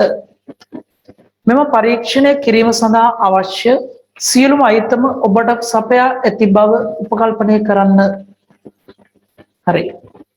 ඔබ විසින් මෙම පරීක්ෂණය සඳහා අවශ්‍ය සියලුම අයිතම මේසය මත අටවන ආකාරය පෙන්වන රූප සටහනක් ඇඳ අයිතම නම් කරන්න. අයිතම රඳවා ඇති ආධාරක පැහැදිලිව ඇඳිය යුතුයි. හරිද? ඔන්න කියන දේ. මේ තියෙන්නේ අපිට මොකක්ද හොයන්න යන්නේ? මෙන්න මේ විදිහටයි පරීක්ෂණය අපි අටවන්නේ. මතක ඇති 2012 ගැටලුවත් ඔය වගේම එකක් ආවා. උත්තල කාශ්‍යක නාභිය දුර හොයන්නයි අපි මේ පරීක්ෂණය කරන්න යන්නේ. මුලින්ම කරන්න පුතේ අපි ගෙනල්ලා මෙන්න මේකේ තියෙන කාච රඳවණයක් තුල මොන විදියට උත්තල කාශ්‍යයක් අපි කාච රඳවණයක් තුල රඳව ගන්න. හරිද? ඊළඟට මෙන්න මෙයාගේ නාභිය දුර හොයා හිතන්න මෙන්න මෙතන තියෙන මේ ප්‍රධාන අක්ෂය. ඔය ප්‍රධාන අක්ෂයත් එක්ක පවතින නාභිය ඔය හරිය තියෙන නාභියට පිටති. ඔය විදිහට තියෙනවා වස්තු කූරක්. ඔය විදිහට තියාගන්න පුතේ ප්‍රතිබිම්බ කූරක්. හරි ඔතන වස්තු කූරක් තිබ්බනම් මේ පැත්තෙන් අපි අඳ ගන්න ඕන ප්‍රතිබිම්බ කූර උන්න. මෙයාට ප්‍රතිබිම්බ කූර නැත්නම් නිවේශන කූර කියලා කියනවා. එයා ඔහොම තියාගන්න ඕන මෙන්න මේ පැත්ත වස්තු කූර තියෙන පැත්තේ ඔය විදිහට අපිට අටවන්න වෙනවා මොකක්ද? සුදු තිරයක්. මෙයා නම් කරන්න සුදු තිරය. මේ තියෙන්නේ කවුද? වස්තු කූර. මේ තියෙන්නේ උත්තල කාචය. මේ තියෙන්නේ කාච රඳවණය. මේ තියෙන්නේ නිවේශන කූර. නැත්නම් අපර ප්‍රතිබිම්බ බලන්න යොදා ගන්න නිරීක්ෂණ කූර නිවේශන කූර අපි කියලා කියනවා. ඔන්න ඔය ටික නම් කරලා තියෙනවා නම් නිවැරදිව ඇඳලා නම් කිරීමත් සහිතව තියෙනවා. ඔයගොල්ලන්ට ඔතෙන්ට ලකුණක් හම්බෙනවා. ඔන්න ඔතෙන්ට එක ලකුණක් හම්බෙනවා. හරි. ඕකේ පස්සේදී අපි යමු පුතේ B කොටසට.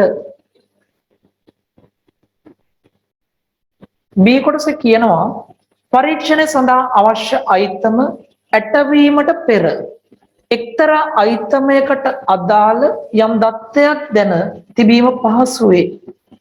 මේ දත්තය කුමක්ද?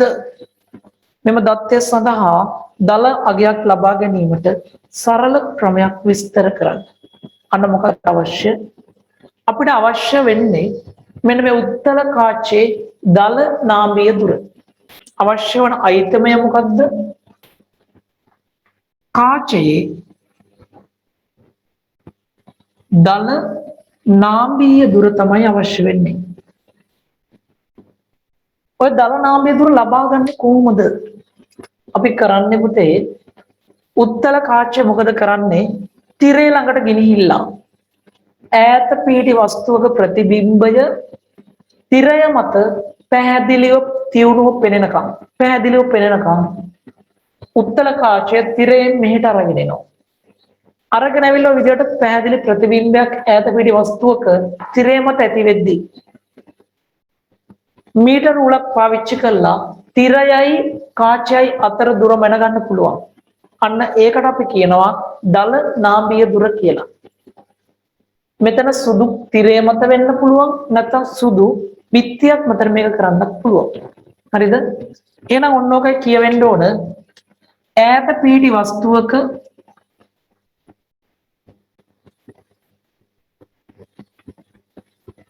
පිහිටි වස්තුවක ප්‍රතිබිම්බයක්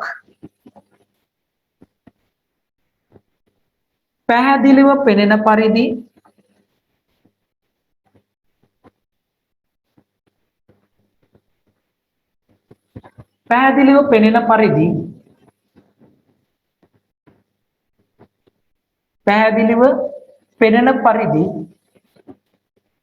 කාචය හා තිරය අතර අපි තිරයෙන් ලියමු. තිරය අතර පරතරය වෙනස් කරන්න.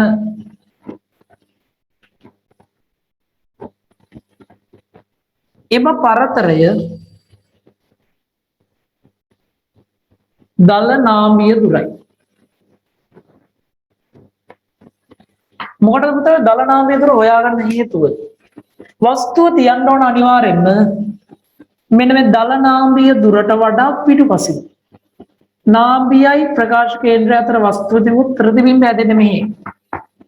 මේ පැත්තේ ප්‍රතිබිම්බයක් හදන්න ඕන නම් අපි අනිවාර්යෙන්ම තියන්න ඕන ඔන්න මේ විදිහට නාභියට වඩා එළියේ. මෙන්න නාභිය මෙතන. එතකොට මේකේ ප්‍රතිබිම්බය හැදුනම හැදෙන්නේ මෙයාගේ ප්‍රතිබිම්බය යටිකුරු වෙලා ඔන්න ඔය විදිහටයි හැදෙන්නේ. ඔය වගේ ප්‍රතිබිම්බයක් තමයි උතන දැක ගන්න පුළුවන්. අපි හැමදාම ඇන්ද ප්‍රකාශ මේ ප්‍රධාන අක්ෂර වල උඩින් වස්තුවක් තිබ්බොත් ප්‍රතිබිම්බය යටිපැත්තේ. මෙතන තියෙන යටිපැත්තේ වස්තුවක් තිබ්බොත් ප්‍රතිබිම්බය උඩුකුරු වෙලා ප්‍රතිබිම්බ තියෙන්නේ ප්‍රධාන අක්ෂර උඩින්. යටිකුරු ප්‍රතිබිම්බයක් තමයි හැදෙන්නේ. හරි නේද? මෙන්න මෙයා ලියලා තියෙනවා නම් ඔය දේවල් ටිකට කාචේ නාභිය දුර කියන එකට එක ලකුණයි දල නාභිය දුරට එකයි ඒක කරන විදියට එකයි. ලකුණු දෙකක් දීලා තියෙනවා. ඊට ලකුණු දෙකක් දීලා තියෙනවා. කොහොම පන්තියේ ඔය විදියටම සාකච්ඡා කරලා ඇති. හරි. ඊළඟ කොටසට යමු.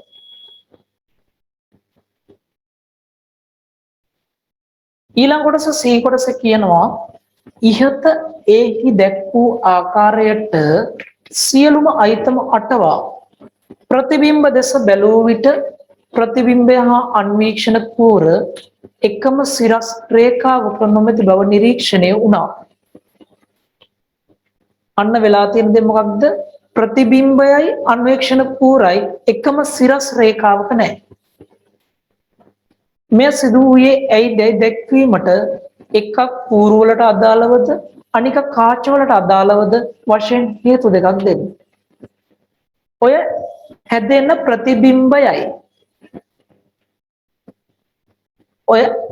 ප්‍රතිබිම්බයයි නිවේශන කූරයි දෙක මෙන්න මෙහෙම සිරස්ව නොපවතින වෙන්න පුළුවන් එක දෙයක් තමයි පුතේ මෙන්න මේ ප්‍රධාන අක්ෂය මත වස්තු කූර හෝ ප්‍රතිබිම්බ කූර පිහිටලා නැතිවීම. කෙනෙක් කියන්න පුළුවන් වස්තු කූර ඇදවීම කියලා. ඒකට ලකුණු දෙන්නේ නැහැ. ඒකට දීලා නැහැ. හේතුව තමයි පරීක්ෂණයක් කරන්න ගද්දී අපි ඇදවෙච්ච ඒවා කැඩිච්ච දේවල් පරීක්ෂණයට භාවිතා කරන්නේ. එහෙනම් අපි මේ ඇදවෙච්ච කූරක් පාවිච්චි කරන්නේ නැත්නම් ප්‍රතිබිම්බෙ කෙලින් එන්න ඕනේ. එහෙනම් මේකට අදාළව මොකද හේතු වෙන්නේ? කූරට අදාළව ලිව්වොතින්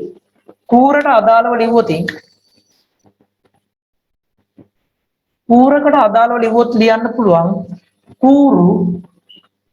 කූරක් මොකක් හරි කූරක් ඔය දෙකෙන් එකක් ප්‍රකාශ අක්ෂය මත නොමැති වීම.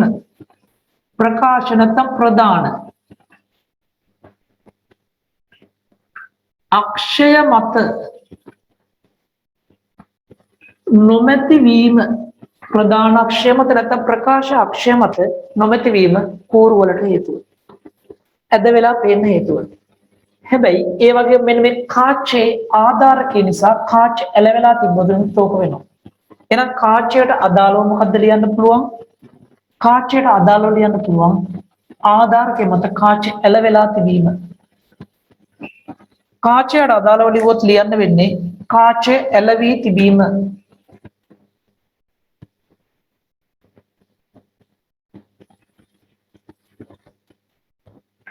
ඔන්නෝයි හේතු දෙක තමයි ඔකට හේතුව. ඔය හේතු දෙක ලියලා තියෙනවා නම් පළවෙනි කූරට අදාළව ලිව්වොත් හේතුව නිවැරදිව එක ලකුණක් දීලා තියෙනවා. කාචයට අදාළව ලිව්වොත් එක ලකුණක් දීලා තියෙනවා.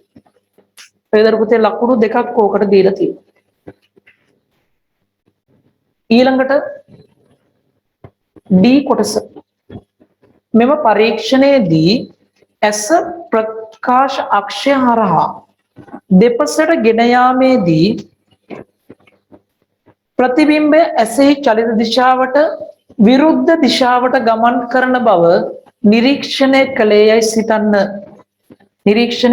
සිතන්න. මෙම අවස්ථාවේදී ප්‍රතිබිම්බය පිහිටන නිශ්චිත ස්ථානය සොයා ගැනීම සඳහා අන්වේෂණ කූර ගෙන යා යුත්තේ ඇස දෙසටද ඉවතටද යන්න සඳහන් කරන්නලු. ඇස දෙසටද ගෙන යන්න ඕනේ ඉවතටද? බලන්න කියන්නේ මොකක්ද? ඇසේ චලිත දිශාවට ප්‍රතිවිරුද්ධ දිශාවට තමයි ප්‍රතිබිම්බය යන්නේ. එහෙනම් තියෙන්නේ මොකක්ද? නිවේශන කූරට පිටිපසින් තමයි ප්‍රතිබිම්බ තියෙන්නේ. නිවේශන කූරට පිටුපසින් තමයි ප්‍රතිබිම්බ පවතින්නේ.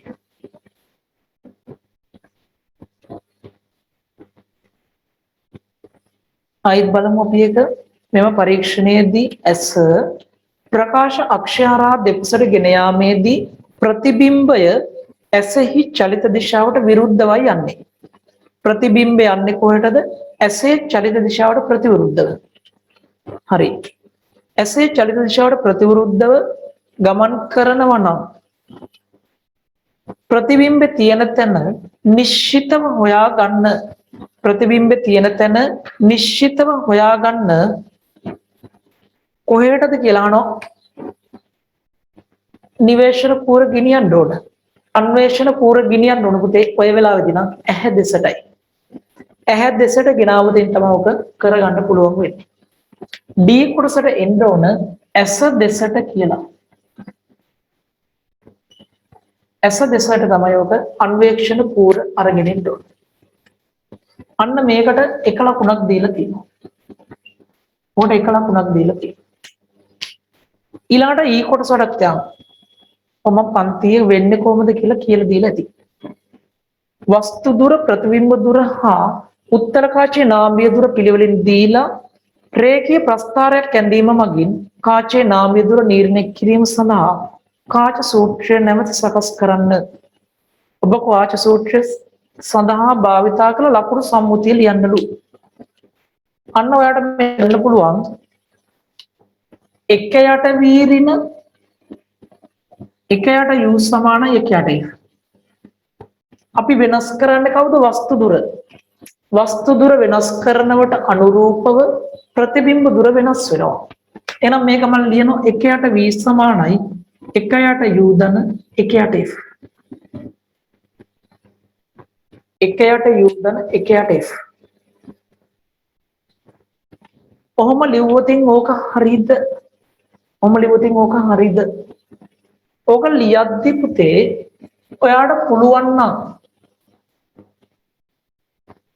ඔය විදියට ලියාගත්තොත් වස්තුව තියෙන්නේ මෙහි. වස්තුව තියෙන්නේ මෙහි. වස්තුවේ අගය ධනයි. ප්‍රතිබිම්බයේ අගය ඍණයි. කාච නාභිය දුර ඍණයි. ඕක අපට ආදේශ කරන්න පුළුවන් මේකට. ඕක අපට ආදේශ කරන්න පුළුවන් මේකට. එතකොට මොකද වෙන්නේ? මෙන්න මෙතන මේ සමීකරණ මෙහෙම නැතුව ලියන්න පුළුවන්. ප්‍රතිබිම්බ දුර ඍණයි. වස්තු දුර ධනයි. කාච නාභිය දුර ඍණයි. ඔන්න ඔයාට ඔකෙන් ලියා ගන්න පුළුවන් 1යට v ධන 1යට u සමාන 1යට f. ඔකම ලියන්න පුළුවන් නේද? 1යට v කියන කෙනා සමානයි ඍණ 1යට u ධන 1යට f කියලා. ඍණ 1යට v ධන 1යට f කියලා. මොකක් වගේද? y සමානයි mx ධන c ආකාරයට එනවා. ඔක පාවිච්චි කරොත් පුතේ ඔය අපි යොදාගත්තේ මොකක්ද? කාටීසියානු ලකුණු සම්මුතියයි අපි ඔතෙන්දී පාවිච්චි කරන්නේ. ඔතෙන්දී පාවිච්චි කරන්නේ කාටීසියානු ලකුණු සම්මුතිය. හැබැයි ඔහොම ඇන්දොතින් පුතේ එක කෑල්ලක් කියන්නේ මෙහෙමයි. අනිත් කෑල්ල ප්‍රස්ථාර කොටස් දෙකකට කැඩෙනවා. මම ඕගොල්ලන්ට කියලා දීලා ඇති. එහෙම නැත්තම් මේකට අපිට හොඳම දේ තමයි 1යට v ඍණ 1යට u සමාන 1යට f. තාත්වික ඒවටයි අතාත්වික ඒවටයි දෙකටම හරියන්න. මේකෙන් එන්නේ මේ තාත්වික ප්‍රතිබිම්බ වලට විතරයි. අතාත්වික කොටසකින් ගන්න බෑ. ඔය දෙකටම හරියන්න මෙන්න මේ සමීකරණ කෙලින්ම ලියන්න පුළුවන්. 1යට v සමානයි 1යට u ධන 1යට f කියලා. y සමානයි mx ධන c. y සමානයි mx ධන c. එතකොට පුතේ මෙන්න මේකට අපි පාවිච්චි කරනවාද කාටීසියානු ලකුණු සම්මුතිය. කාටීසියානු ලකුණු සම්මුතිය තමයි පාවිච්චි කරන්නේ. ඔන්න ඔය දෙකෙන් ඕනම ආකාරයකට හදලා තිබ්බොතින් ඔයගොල්ලන්ට ලකුණක් හම්බෙනවා. ඔය දෙකෙන් ඕනෑම ආකාරයකට ඔක හදලා තිබ්බොතින් ඔයගොල්ලන්ට ලකුණක් හම්බෙනවා. කාටීසියානු ලකුණු සම්මුතිය අනුව මේ විදිහට අපිට මේක හදා ගන්න පුළුවන්. මේක ධන අගයන් මෙහෙම දාලා ඇදුවොත් එන්නේ තාත්වික කොටසට විතරයි.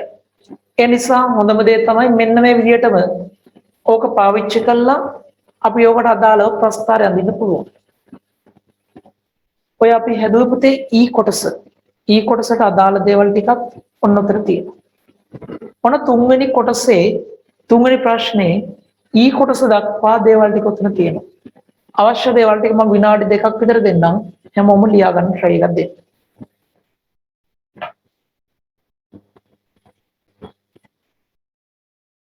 කොටසෙන් පස්සේ කියමු F කොටසට. වල ලබාගත් සමීකරණයේ ස්වායත්ත විචල්්‍ය දී ඇති රූප සටහනේ තිරස් අක්ෂයේද පරායත්ත විචල්්‍ය y අක්ෂද ලකුණු කරන්න. බලාපොරොත්තු වන ප්‍රස්ථාරයේහි දල සටහනක් එම රූප සටහනෙම අඳින්න වස්තු දුර හා ප්‍රතිබිම්බ දුර ඊහි භාවිතා කර ලකුණු සම්මුතියට අදාළව භාවිතා කරන්න. මෙන්න මේකට අදාළව ප්‍රස්ථාරයක් අඳින්න ගියොත් F කොටසයි G කොටසයි දෙකම මෙහෙමයි. මෙන්න ප්‍රස්ථාරය. සායත්ත විචල්්‍ය වෙන්නේ 1යට u. පරායත්ත විචල්්‍ය වෙන්නේ 1යට v. මෙන්න මෙයා මම ගන්නම් පළවෙනි අවස්ථාව. මෙන්න මෙයා ගන්නම් දෙවෙනි අවස්ථාව. පළවෙනි අවස්ථාවට අදාළව ප්‍රස්ථාරයක් ඇඳුතින් අංක 1ට මෙහෙම එකක් තියෙනවා. මේ 1ට. අංක 2ට ඇඳුතින් ඔන්න ඔහොම එකක් අදින්න පුළුවන්. මේක අංක 2ට. ඔන්න ඔය විදියට පුතේ අක්ෂ නම් කිරීමට එක ලකුණක් හම්බෙනවා. අක්ෂ නම් කිරීමට එකයි. මේ ප්‍රස්ථාරය මෙයා ඔයා මේක ලිව්වනම් මේ ප්‍රස්ථාරය ඇඳලා තියෙන්න ඕන. ඔයා අර එහා එක ගත්තා නම් මේ ප්‍රස්ථාරය ඇඳලා තියෙන්න ඕන. ප්‍රස්ථාරයට එක ලකුණක් දීලා තියෙනවා. ඔය විදියටයි ලකුණු දෙක වෙන් වෙලා තියෙන්නේ G කොටසටයි F කොටසටයි. G කොටසට F කොටසට ලකුණු දෙකක් වෙන් වුණා. ඔය විදියට තමයි ගන්න ඕන. හරි පුතේ. ඔය දෙකෙන් ඕනෑම එකක් ඇඳලා තියෙන වලට ලකුණු හම්බ වෙනවා. මෙතන පුතේ දෙවැනි අවස්ථාවේදී ලකුණු සම්මුතිය දාන්නේ නැතුව අපි ප්‍රස්ථාරය අඳිනවා. මම ඔක කියලා දීලා තියෙනවා. එතකොට ප්‍රස්ථාරය එහෙම ඇඳලා පස්සේදී ලකුණු සම්මුතිය නොදැම්මට මෙහෙම රේඛාවක් එනවා කියන්නේ ඉබේටම අපට ලැබෙන්නේ ලකුණු සම්මුතියට අදාළව. ප්‍රස්ථාරේ ඛණ්ඩාංක වලට ලකුණු සම්මුතිය දාන්නේ නැහැ. ඒක ලැබෙන දත්ත වලින් නිරූපණය වෙන්නේ ලකුණු සම්මුතිය. බලන්න මෙතන මේ ඍණාගයක් ආව කියන්නේ මොකක්ද? එක යට u බිඳුවක් වෙද්දී එක යට v ට ඍණාගයක් ඇවිල්ලා. ප්‍රස්ථාරේ අන්තක්ඛණ්ඩෙන් එන්නේ මොකක්ද? එක යට f. එක යට f ට ඍණාගයක් ආව කියන්නේ හරි නේද? මෙන්න මෙතන මේ ප්‍රස්ථාරේ තියෙන ධනාගයක් වගේ පෙනුනට ඇත්තටම ලැබෙන්නේ ඍණාගයක් කියන්නේ ඕකොතන ඔටෝම අපිට ලකුණු සම්මුතිය ප්‍රස්ථාරයෙන් ලැබෙනවා. අපිට කරන්න පුළුවන් එක දෙයක් තමයි ප්‍රස්ථාරයට ගන්න දත්තවලට ලකුණු සම්මුතිය දානවා ප්‍රස්ථාරය අඳිනවා. එහෙම නැත්නම් ලකුණු සම්මුතියක් නොදා ඇඳම එන ප්‍රස්ථාරයේ ලැබෙන්නේ ලකුණු සම්මුතියට අදාළ එක. ඔටෝම එක ලැබෙනවා. ඔය ක්‍රම දෙක තමයි අපිට පාවිච්චි කරන්න පුළුවන්. ඔය අපි හැදුවේ තුන්වෙනි ගැටලුව ඔය විදිහට අවසන්. අවශ්‍ය දේවල් ලියන්න. එතනින් පස්සේදී අපි හතරවෙනි ගැටලුවට යමු. අපිට හතරවෙනි ගාන විදුද්ගාමක බලය E not U සම්මත කෝෂයක අභ්‍යන්තර ප්‍රතිරෝධය R not නිර්ණය කිරීම සඳහා විද්‍යාගාරයේදී භාවිතා වන විභවමාන පරිපථයක අසම්පූර්ණ රූප සටහනක් රූපේ පෙන්වා ඇත. සම්මත පරිපථ සංකේත යොදා ගනිමින් P හා Q අතර කොටස සම්පූර්ණ කරන්න. P හා Q අතර කොටස සම්පූර්ණ කරන්න කලින් මම ওই රූප සටහන පොඩ්ඩක් ඇඳ ගන්නවා. මෙන්න E මෙන්න විභවමානය මෙතන කෙලවර A කියලා දීලා තියෙනවා. මෙන්න මෙතෙන්ට සම්මත කෝෂයක් E not අභ්‍යන්තර ප්‍රතිරෝධය R not රෝම සම්බන්ධයි. ඔතනින් මේ විදිහට ගිහිල්ලා ඔය වගේ කොටසක් තියෙන දීලා ඒක K කියලා දීලා තියෙනවා යතුරක් වෙන්න ඕන. මෙන්න මෙතන P මෙතන කෙලවර B කියලා දීලා තියෙනවා. මෙතෙන්ට ප්‍රතිරෝධ පෙට්ටියක් දාලා තියෙන ප්‍රතිරෝධ පෙට්ටියක් මෙයා පහලින් ඇවිල්ලා ඔය විදිහට සම්බන්ධ වෙලා තියෙනවා. මෙන්න මේ කෙලවර B මේ කෙලවර A. මෙන්න මෙහෙන් ඇවිල්ලා තියෙන ගැටුම් යතුරක්. එතන එයා සම්බන්ධ කරලා තියෙන Q කියලා. මට කියනවා සම්මත සංකේත පමණක් යොදාගෙන මේ P හා Q අතර කොටස සම්පූර්ණ කරන්න. සිම්පල් A වල අංක 1. මේ හදන්න යන්නේ සිම්පල් A වල අංක 1. මෙතනට සම්බන්ධ කරන්න වෙන්නේ PQ අතරට අධික ප්‍රතිරෝධයක් දාන්න වෙනවා. මේකත් එක්ක ඔය විදිහට අපිට දාගන්න ඕන පේන වතුරක්. මෙතනට සම්බන්ධ කරන්න වෙනවා මැද බිඳු ගැල්වන මීටරයක්. ඔන්න විදිහට පරිපථ කොටසක් උතන ඇදලා තියෙන්න ඕන. ඔය පරිපථ කොටස පුතා ඇදලා තියෙනවා නම් PQ අතර ඔයාට එක ලකුණක් මෙතෙන්ට හම්බෙනවා. මෙතන මේව නම් කරනවා නම් වඩාත් හොඳයි. අධික ප්‍රතිරෝධය පේරු යතුර මැද බිඳු ගැල්වන මීටරේ. ඕන නම් කරන පුරුදු වෙන්න. එතකොට කාටවත් ලකුණු කපන්න හැකියාවක් නැහැ. ඔයාලා ලියපු දේවල් එක එක යාලට තේරුම් ගන්නවා මම මේ ඇඳලා තියෙන හරි දෙයක් කියලා. හරි. R ප්‍රතිරෝධය ලබා ගැනීමට විද්‍යාගාරයේදී X සඳහා යොදාගන්නේ මොකක්ද? R ප්‍රතිරෝධයක් ලබා ගැනීමට X කියන්නේ මෙන්න මෙයා. මොන දෙවනි කොටස. X සඳහා භාවිතා කරන්නේ කවුද? ප්‍රතිරෝධ පෙට්ටියක්. මේක දැන් ගොඩ දවසක් අපිට අහුවෙච්ච දෙයක්. මොකද ප්‍රතිරෝධ පෙට්ටියක් පාවිච්චි කරන්නේ? ප්‍රතිරෝධ පෙට්ටියක් පාවිච්චි කරාම මෙයා හරහා වෙනස් කරන ඔය R ප්‍රතිරෝධයේ අගය අපි දන්නවා. ගණනය කිරීම සඳහා ඒක කෙලිම පාවිච්චි කරන්න පුළුවන්. අන්න එහෙනම් මේකට එක ලකුණක් ඔයාට හම්බ වෙනවා. ඔකට එක ලකුණක් ඔයාට හම්බ වෙනවා. හරිද? ඔය හැදුවේ දෙවනි කොටස ප්‍රතිරෝධ පෙට්ටියක් තමයි පාවිච්චි කරන්නේ. හරි. බලන්න තුන්වෙනි කොටස මොකක්ද කියන්නේ? විභවමාන කම්බියේ සන්තුලන දිග L. විභවමාන කම්බියේ ඒකක දිගකට විභව බැස්ම K නම් KL සඳහා ගුණිතය සඳහා ප්‍රකාශයක් E0 R0 R ඇසුරෙන් ව්‍යුත්පන්න කරන්න. E0 R0 ඇසුරෙන් ව්‍යුත්පන්න කරන්න. මෙන්න මේ දෙකලවර විභවාන්තරය ඔයාලට ලියන්න පුළුවන් මේ පරිපතේ ධාරාවක් යද්දී VAB කියන කෙනා ලියන්න පුළුවන්. ඔයාට E0 R බෙදීම R ධන R0 කියලා. කොහොමද ඒක හදන්නේ? මේ පරිපතේ යනවනම් I කියලා ධාරාවක් මෙතන සංවෘතයි. ඔන්න මෙහෙන් I කියලා ධාරාවක් ඕක යනවා. I කියන ධාරාව ඔයාට ලියන්න පුළුවන් පුතේ කොහොමද? E0 බෙදීම R0 ධන කැපිටල් R. මෙන්න මෙයාට දැම්මොත් V සමාන IR. VAB කියන්නේ කවුද? E0 කැපිටල් R බෙදීම R0 ධන කැපිටල් R. VAB ලියන්න පුළුවන් විභවමාන සන්තුලන දිග වෙච්ච KL වලින්. එහෙනම් KL සමානයි E0 R බෙදීම R0 ධන R. ඔන්න ඔය ප්‍රකාශය ලියලා තියෙනවා නම් මෙන්න මෙයා ගත්තට එක ලකුණයි. මේ ප්‍රකාශනය ලිව්වට එක ලකුණයි කියලා ලකුණු දෙකක් ඔතෙන්ට වෙන් වෙලා තියෙනවා. ඔතෙන්ට ලකුණු දෙකක් වෙන් වෙලා තියෙනවා. ඔන්න පුතේ A කොටස ඉවරයි. A කොටස ඉවරයි.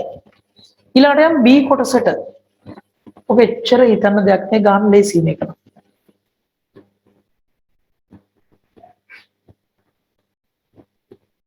පරිපතයේ X අයිතමය දිග L වූ නික්‍රෝම් කම්බියක් මගින් ප්‍රතිස්ථාපනය කරනවා.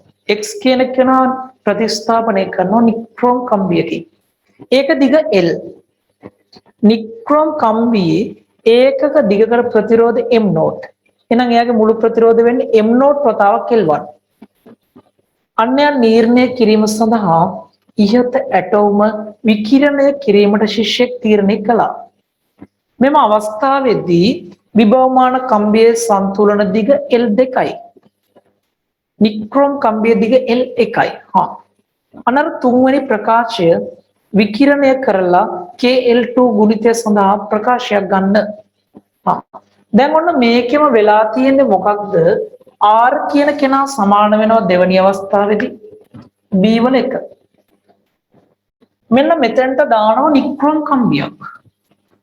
ඒකක දිග ප්‍රතිරෝධය M0 කියලා කියනවා. මේක දිග L1.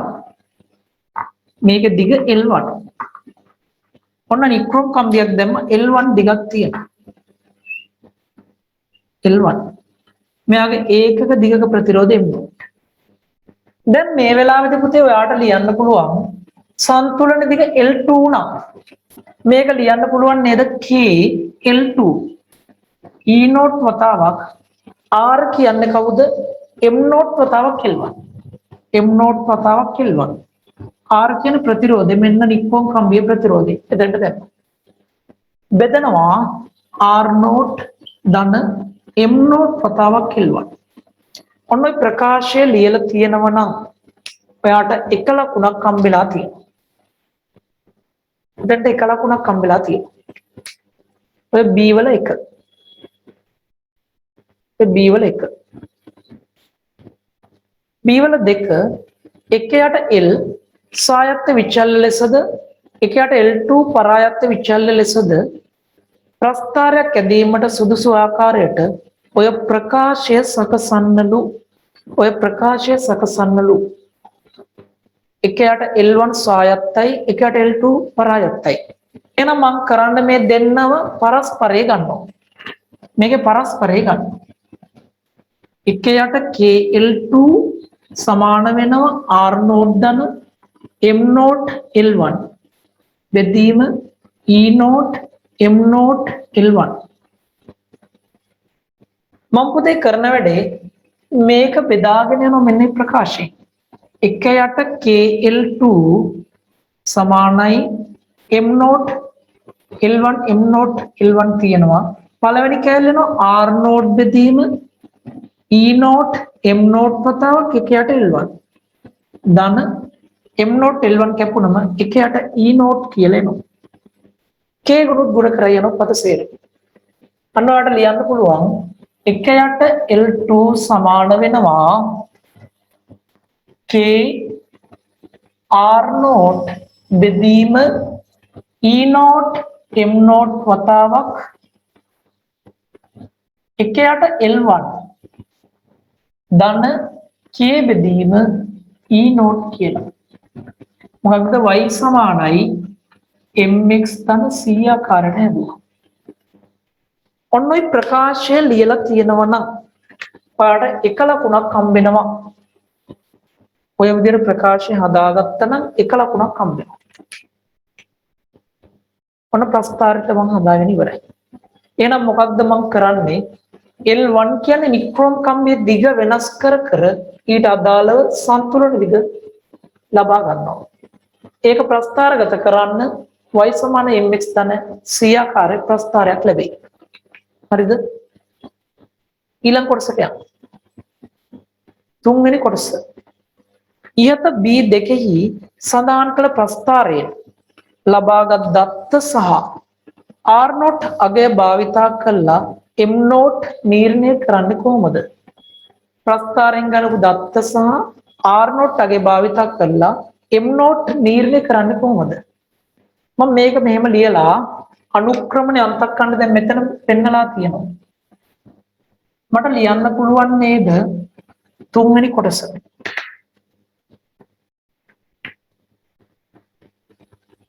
තුන්වෙනි කොටස. මෙන්න මෙයා M කියන්නේ අනුක්‍රමණය කියන්නේ K R නෝඩ් බෙදීම E නෝඩ් M නෝඩ්. අන්න K බෙදීම E නෝඩ් කියන්නේ C. M සමානයි R නෝඩ් බෙදීම C M naught. M naught කියන්නේ කවුද? R නෝඩ් බෙදීම MC. මෙතන C අකුර මෙතන. R නෝඩ් C බෙදීමේ ඔන්න ඔය විදිහට M නෝඩ් හොයාගන්න පුළුවන්. ඔය අනුක්‍රමණය අන්තක්කණ්ඩ දෙන්න ලිව්වා MC කියන එක. අන්න එම ලියලා ඉවර වෙලා මේ ප්‍රකාශයට ගන්න පුළුවන්. ඔන්න ඔය ප්‍රකාශ ලියලා තියෙනවා නම් M නෝඩ් සඳහා එක ලකුණක් දීලා තියෙනවා. හැම වෙලේම අහන්නේ මොකක්ද? ඒක උක්ත කරලා තියන්න පුරුදු වෙන්න. ඒකට ඔයාලට ලකුණ ගන්න එක ලේසියි. හරි. ඊළඟ හතරවෙනි එක. ඔකේ අවසාන කොටස. ශිෂ්‍යයා ලබා දී ඇති නික්‍රෝම් කම්බිය විශ්කම්බේ. නික්‍රෝම් කම්බිය විශ්කම්බේ දීලා ප්‍රතිරෝධයක් දීලා තියෙනවා. ඒක ලබා ගන්න අවශ්‍ය දිග හොයන්න කියනවා. ප්‍රතිරෝධකතාවයක් දීලා තියෙනවා. R සමාන රෝ L බෙදීම A කියන එක දාන්න වෙනවා. අපි හතරවෙනි කොටසයි පස්වෙනි කොටසයි හදමු. ඔය ටික ඉවරුනාට පස්සේ. ඔන්න පුතේ මේ ගානට අදාළව හතරවෙනි ගැටලුවේ මම B කොටසේ තුන්වෙනි කොටස දක්වා මෙතන හදලා තියෙනවා. ඔයගොල්ලන්ට අවශ්‍ය දේවල් ටික ලියා ගන්න. ඔය විදිහටයි ලකුණු බෙදලා තියෙන්නේ. ලකුණු බෙදලා තියෙන ඔය විදිහටයි. අවශ්‍ය දේවල් ලියාගත්තම අපි ඊළඟ කොටසට යනවා.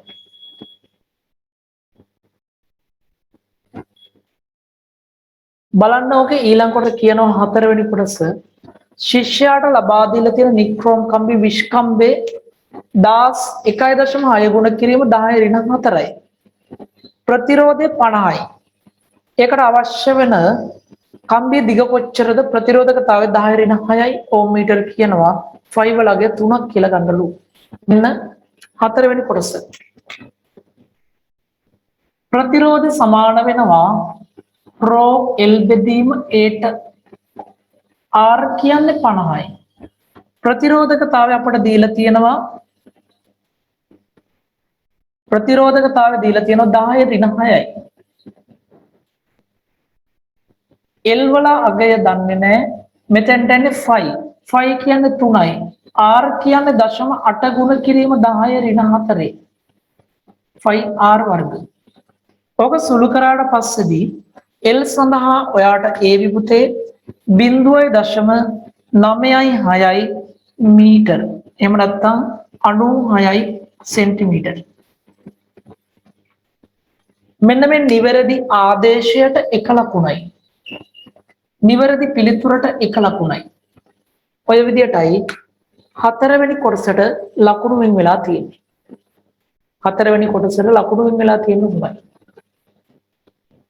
ඔතනින් පස්සේදී පස්වෙනි කොටස බලන්න.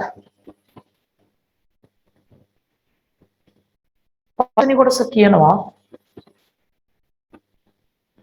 ප්‍රතිරෝධය 50යි ඕම් වෙච්ච නික්‍රෝම් කම්බිය මීටර් කෝදුවක් මත සවි කළා B2 සඳහන් කළ ප්‍රස්ථාරයේ භාවිතයෙන් M නෝට් නිර්ණය කිරීම සඳහා විභවමානයේ මිනුම් කට්ටලයක් ලබා ගැනීමට ඔබට පවසා ඇත.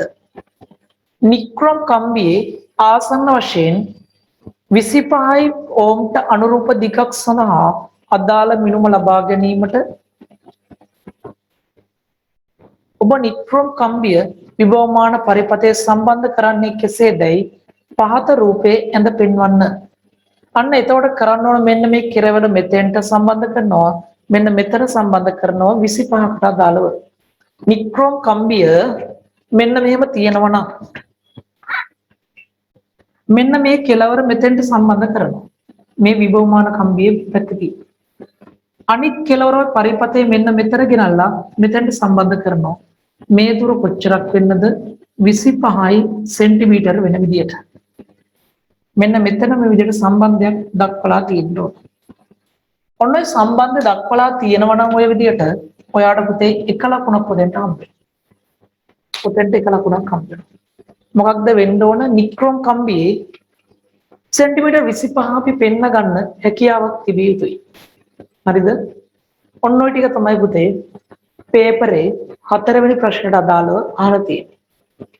සමස්තයක් විදිහට ගත්තට පස්සේදී 3 වෙනි ප්‍රශ්නය 4 වෙනි ප්‍රශ්නට සාපේක්ෂව පළවෙනි ප්‍රශ්නේ දෙවෙනි ප්‍රශ්නේ ටිකක් දිග වැඩි.